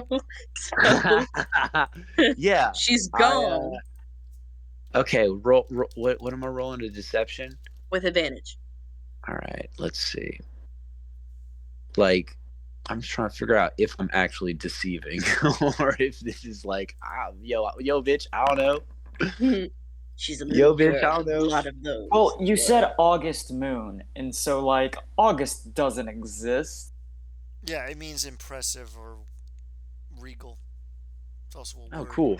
So, anyway, you're welcome to roll something else for that. I'll allow you to get. You're welcome to roll persuasion or whatever you believe is appropriate. Yo, I thought I guess I'm persuasion above deception, but Wait, but like, why is he deceiving anyway? He's Yeah, not- why he am I doesn't doing actually that? Because he know. doesn't know. He doesn't really know. So go ahead and give them persuasion, and you're gonna. Do you want to throw? What the fuck? Jesus Guys, Christ. Hachi Double machi mama. Wait, I thought. Did I miss something? I thought you asked them for information. Yeah, I just was like, oh well. I mean, I don't know. They said, do you know where the child is? And to my knowledge, I don't. And I was like, nah, I don't. And Yeah. then I rolled deception. So I don't know. Because he doesn't. He said he doesn't, and then he was asking, "You have leads, right?" Basically, is what I heard. Yeah, I was asking him like, I don't know. Do you know? we can see that even the gossamer lies you attempt to weave yield the truth. You know nothing of her location, and neither do we. She lurks within the confines of Corvair. We cannot parse through the mire of death from the new morning to discern where this creature lurks. We task you to find her and bring her heart to us. That sounds like a job I'm well suited for. I've brought hearts before. Yeah, we ran into her in the new morning. She was like laying with the dude from Yeah, she was like laying Okay. next to the dude from Karnath. Now, who is thinking of where the last you saw her? Ponike would be thinking about it, but not saying anything. Okay. I think Silas would be thinking of her in general. Because, oh my god, does he not like what he's hearing about that poor kid? He's if really, you- really. If you are thinking about it, you may roll wisdom saving throw with advantage. Thinking of Yeah, her. talk about honor system. No, man, I was thinking about what I had for breakfast. I was thinking about how cute it would Fuck be. that kid. I was thinking how cute it would be if fucking if Mordekash got in like a big cardboard box. Oh, so. Oh, yo, hey, all I gotta say, prepare to have y'all's fucking thoughts read. You He's thinking about feel- how much he hates it here. You feel a coolness enter your skull. Something primordial, primeval. Something unshakably true, honest, and frank. And you feel that coolness worm its way into your mind, into your memories. What is the nature of these memories? Be they recent or be they old? Where did you see Jayla Duran wounded and you did not slay her?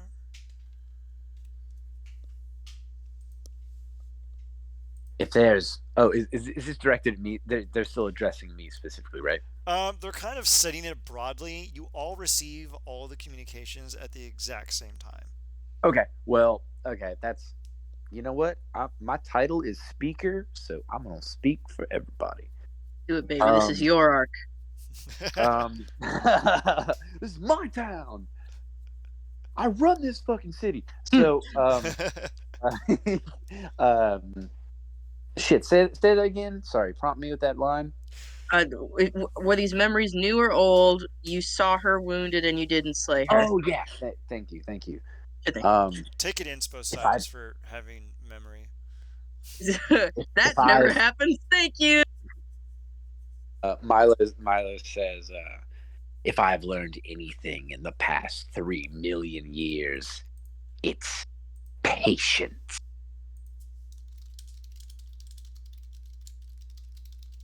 All things in due time. And the way I see it, due time is not last week. Due time is soon. It's quite near. It's almost upon us.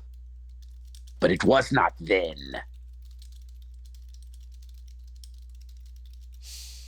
So this memory is old. Why do your whelps not speak of their own memories? I am their leader. I've led them here to Ashtakala. They walk in my wake. But they can speak freely. They are their own. Anyone? I'm not sure what the question is for us. They're asking why Hey. you're not talking.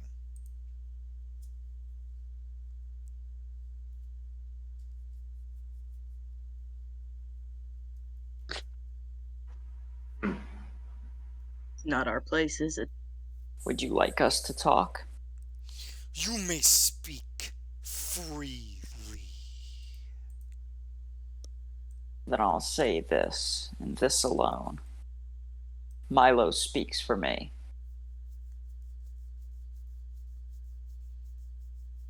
And what of you two creatures? As I said, it's not our place. Such wisdom from such a small thing. That's not what I mean. Curious. Killing the Silver Flame is not a task meant for a follower. It's a task meant for a leader. It's not our place. Milo knows better than all of us. And he's right.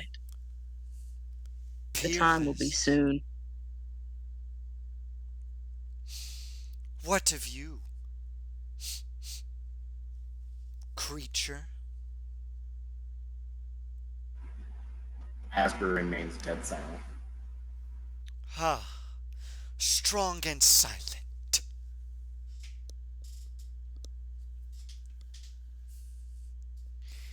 Milo. Milo. Yes. How will you bring us the heart of Jayla Doren?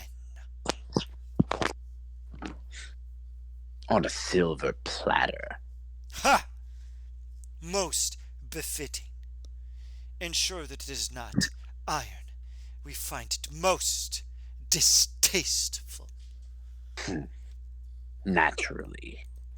No, I think a silver platter is precisely the type of platter that is most suitable.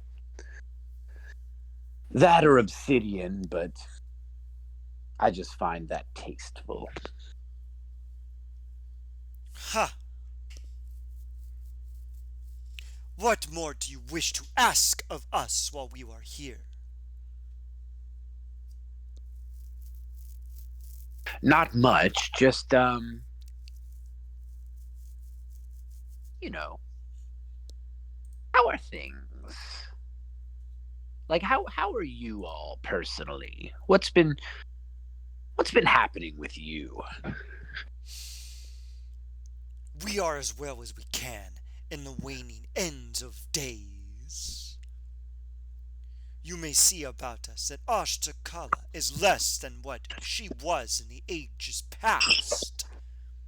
There are less of Naturally. us now, for the evil in the world has been felled by the hand of one who bears a torch, who burns brightest within. Ponike, you get the feeling they're referring to you. She just kind of looks off to the side and like scratches her hair and is just like, oh, what the fuck There you is talking about, no bud? need for meekness. It wasn't me. Milo says, that was a team effort, by the way. I feel like you're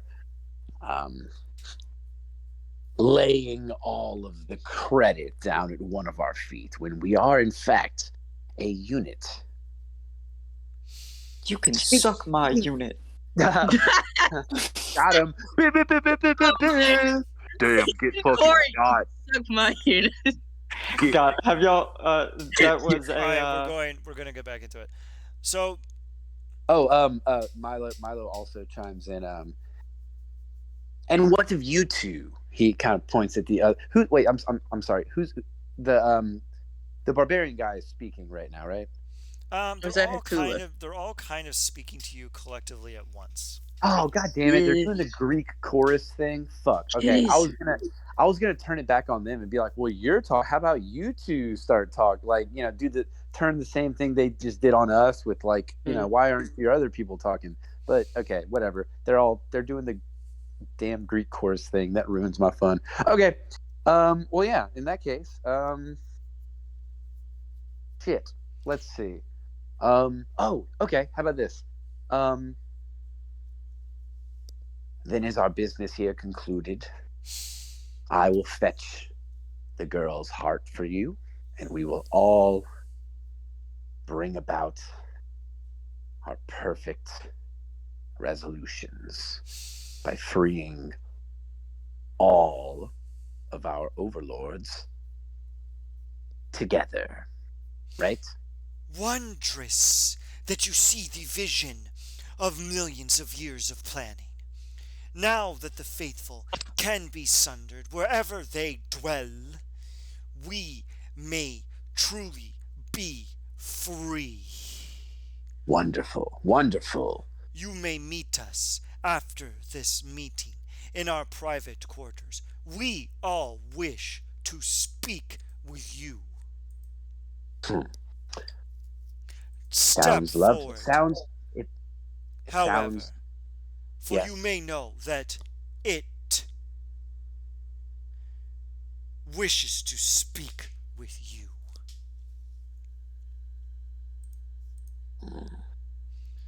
Yes. They disappear from view. And you see a faint sigil. The blood at the top of the map there begins to pour out fully. And you know what the pool is that is occurring. Eldrantulku wishes to speak to you directly. Oh man, it's like that scene in Hellboy. Nice. I brought up Hellboy twice today. There's a lot of Hellboy. Slow down there, friend. I really don't do that much. I promise. I'm trying to quit. I bring up horror movies all the fucking time. Go back and listen to the previous recordings. I bring up horror movies all the time. Fucking constantly. Milo, They're you good. feel a compulsion, a draw to step forward. But strangely enough, you feel that he wishes to speak to all of you. How peculiar.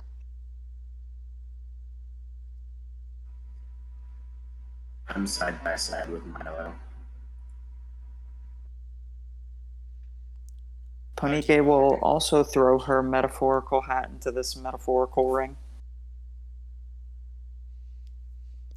Go ahead and move your tokens up to where the blood is at the top of the map. God, this map is so fucking great. God, I love the fact that you could use the arrow keys to move your fucking tokens. It's the Right, best. it's so handy. Right. Tap, tap, tap, tap, tap. Milo's is stuck. Like, look at this. Look at this. Look at this. I'm Look at that, dancing, Mom. Charleston. I'm dancing. I'm dancing.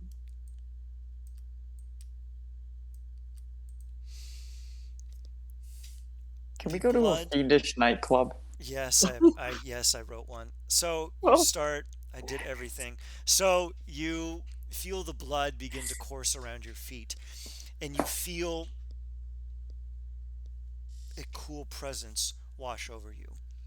The tendrils and light and mire in front of you courses outward, and you are greeted by a brief, faint glimmer into the consciousness of a creature that has existed for 10 million years, as its might pours over you.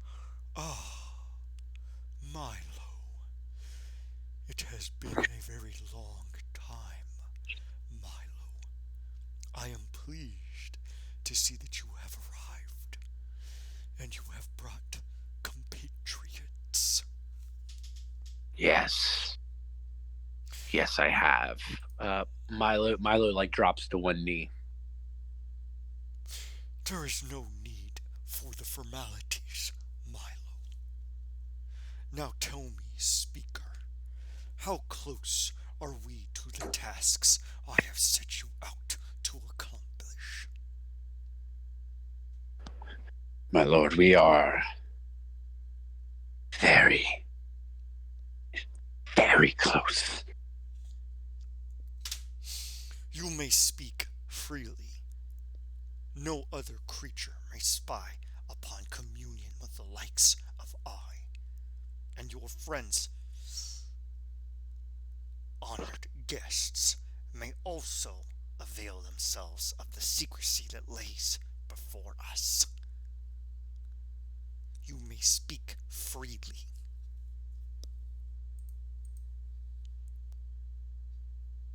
Eldrantulku, I have served you faithfully for millions of years. And I kneel before you today, your faithful servant. It is you that are my purpose. It is you that are my strength. And it is you that are my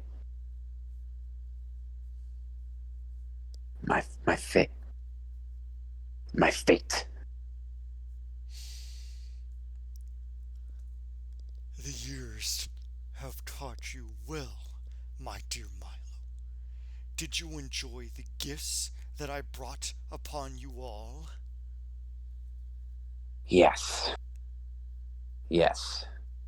The dagger was a touch. I appreciate the knowledge you have bestowed upon me and my friends, my compatriots, my team. I can never resist a dagger in the back. Huh. Huh. Huh. Ponike, Asker, Silas, I have seen that you have gone along with the plans of my peerless Prakutu. What do you make of the knowledge I have given you?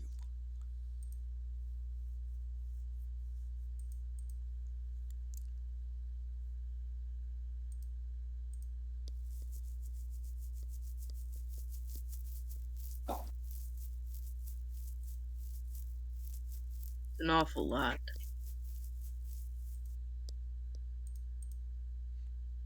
I guess it's just hard to catch up with millennia of knowing what to do. I'm just a blip in your life. And So it's yet, gonna. we have touched one another in such a way that it lasts 1,000 millennia. There is a certain catharsis when it comes to singular purpose. It is easy to endure when you have a thing to angle for, and the greatest thing of all is freedom. Look around you and see that I am bound. I wish to be unmoored so I may drift over Corvair again and bring my might to the material plane, as I did in the age before those foul serpents sealed me away.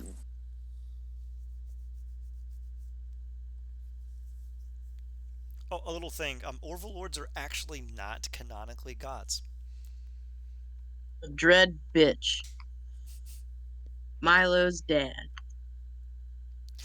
Asger and Ponike, what do you have to say? Well,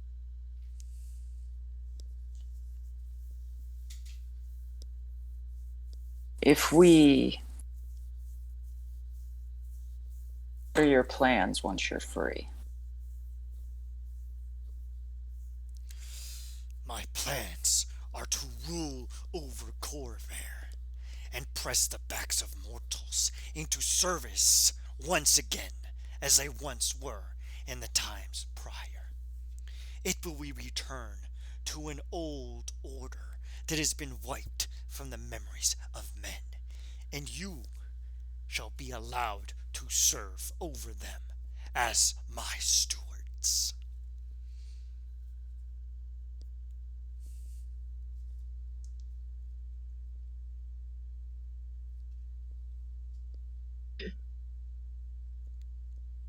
That's yeah.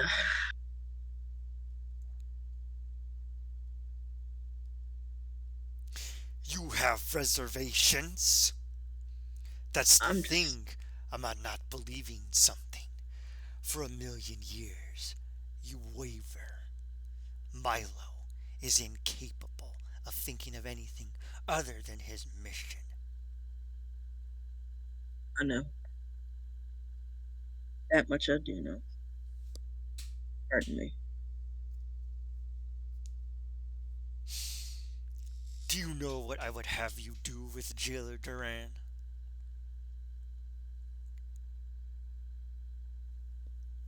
Yes. Pray tell, what is it? Dispatch of her. Not quite.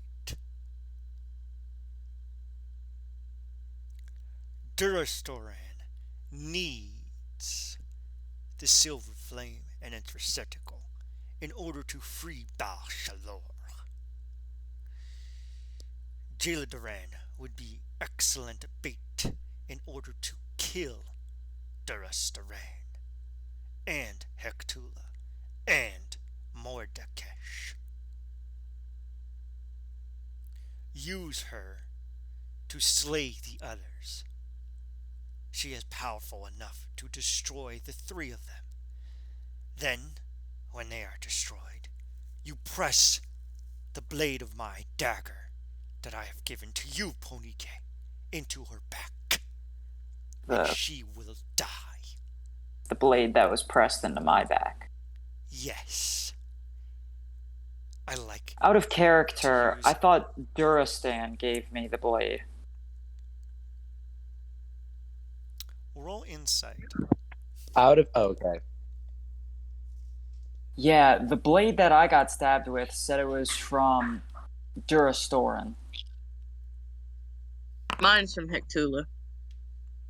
Puniki, you reached the reasonable conclusion that all of the dossiers that you received were actually given to you by Eldrantulku. Yes, he gave y'all all that shit. Thanks. Thank you, sir. Silas still isn't looking directly at this dude, by the way. He's looking down like he's in trouble for something that he shouldn't be. Yeah. Huh. I thought I did that revelation earlier with the knife was a nice touch, Eldrantulku. Yeah, Oh. Milo now immediately. Milo just No, automatically. you said that. You said that, and I went, wait. Durastoran stabbed me. No, it was all Eldrantulku's just got his finger in many pots. I see. Basically, it was a giant mind fuck. I see that you have now realized the truth.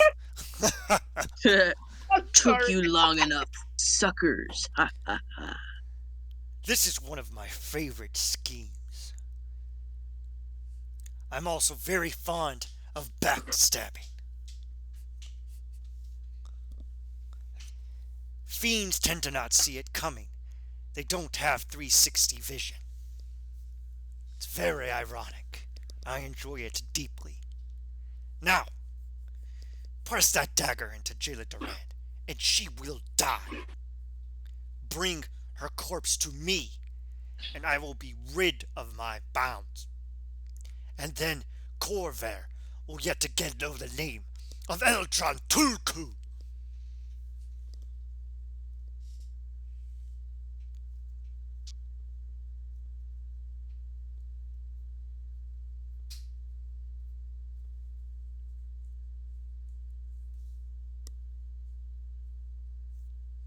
Yes.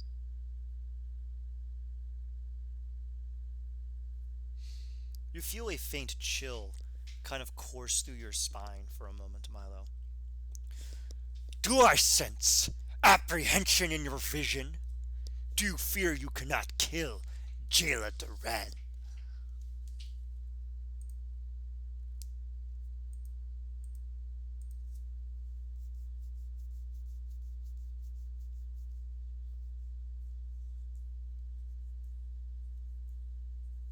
Out of character. Who was that directed to?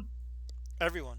Well, Oh mainly god, Milo. I was giving a Um, real dramatic reading. I was Take it in the from the middle top. of. Take it from the top. Yeah, I was muted. My bad. from the Damn it. tippity. Oh no! All right, you take it, man. Ask again. Do I sense hesitancy in your purpose? Do you think you cannot slay Jayla Duran? There is nothing that I fear. There is nothing to be hesitant about. There is no hesitation or trepidation because I know the outcome of my being. I know what my fate holds. So I fear nothing, my lord. Excellent. I will do as you command, as I have always done. I have given you the information necessary to ensure that you have the means to drive the remaining Prakotu against one another. They are feckless creatures. They are no doubt already planning to have you kill the other two. So I have accelerated the process by giving you some secrets that you can use in order to destroy them. Seek them out and their counsel. Yes. Give us this information and we will use it like a blade and sink it deep into their flesh until they are no more. You have been given them in the gifts I have already rendered to your compatriots, and the knowledge is within you as well now, my dear Prakotu. Take of it and drive the dagger deep into their bodies. While the magics cannot slay them easily, iron is a suitable prize. Ha! Yes. I do not believe there is much else needed from me. I have given you the bedrock upon which to slay them all. Upon that bedrock, I will build an altar to you, Eldrantulku, and upon it shall splash the blood of whomever you choose, now and forever.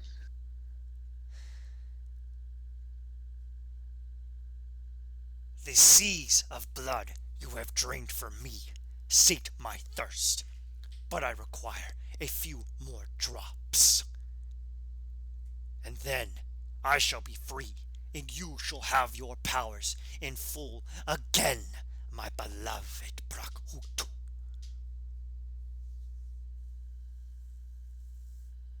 Thank you, Master. Milo bows deep. You feel a cold presence leave you. Your bodies begin to warm, and you return back to the scene.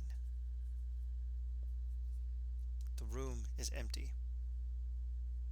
Oh, actually, hold on a second. There's one thing I totally forgot to put in here.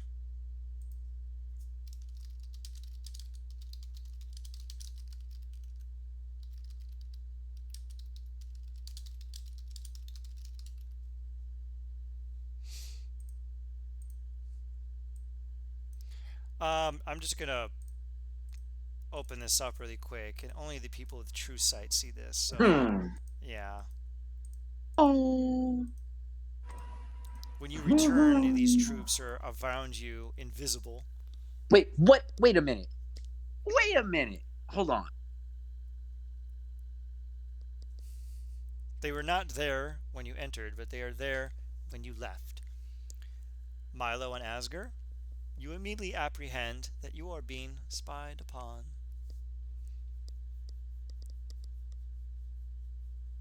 I have blind vision, so I can see the one next to me. Silas is just a little boy. Yes. So He's just a Punike, little white boy. you apprehend the presence of a creature. Hey, Ian. What? I just sent the thing in the group you just made.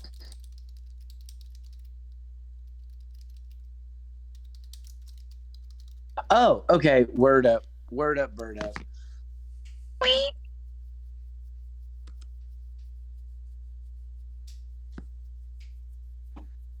All right. Okay, that makes sense. So they are here. I think we're going to run for 5 more minutes, close out to our exiting narration. How do you wish to leave, and where are you going to go? And I suppose we should also choose which Prakhutu are you going to go to first. I'd like at least to give the opening narration. Okay. Let's just go down the line. Okay. Hecatula is next. Okay. Hecatula, Okay. Restorin, or Mordekash? Let's go to shit. Which one? Okay. Which one's the one of like? I think it's Mordekash. Which one's the one like the war? Mordekash is the barbarian. Yeah, Mordekash. Let's go to Mordekash. Yeah, let's go to Mordekash first. Okay. You slink past the invisible troopers, out into the open world. Hey! Yeah, what?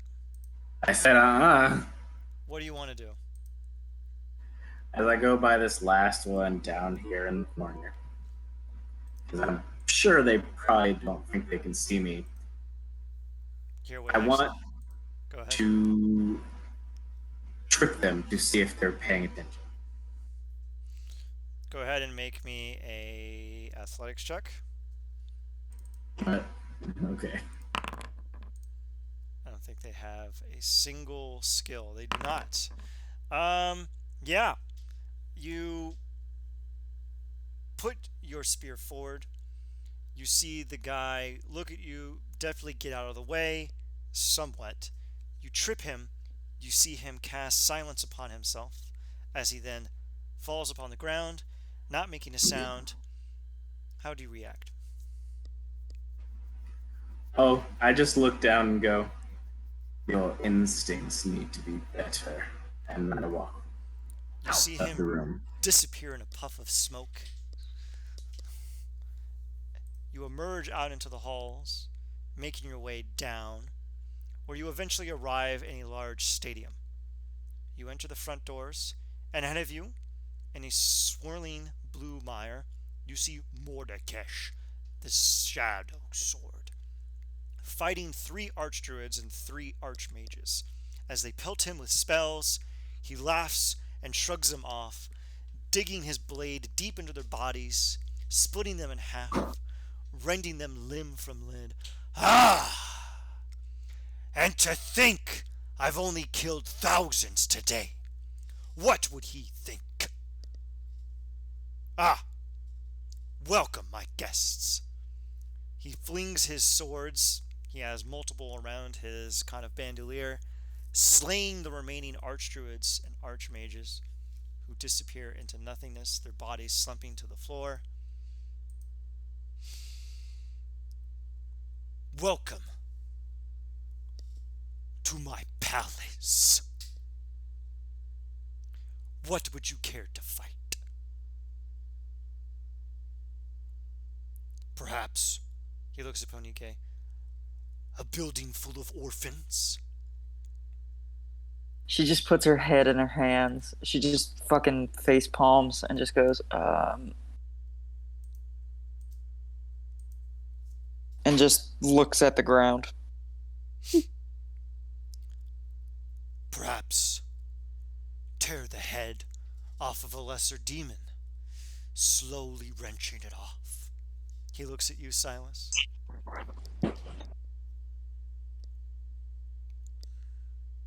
Silas gives him such a look. Like, what the fuck are you talking about? That was. I get it. Do you not? Oh no, I know. Oh, okay.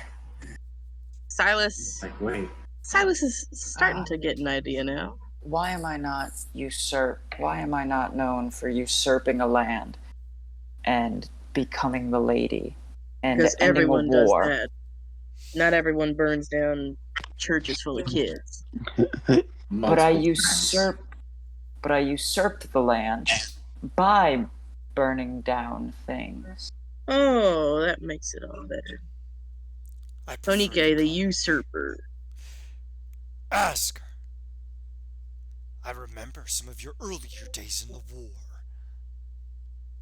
Would you like to maybe hearken back to your first time when the rage flowed through your body? You see him raise a hand, and you get a familiar visage of a cold night in a crowded field.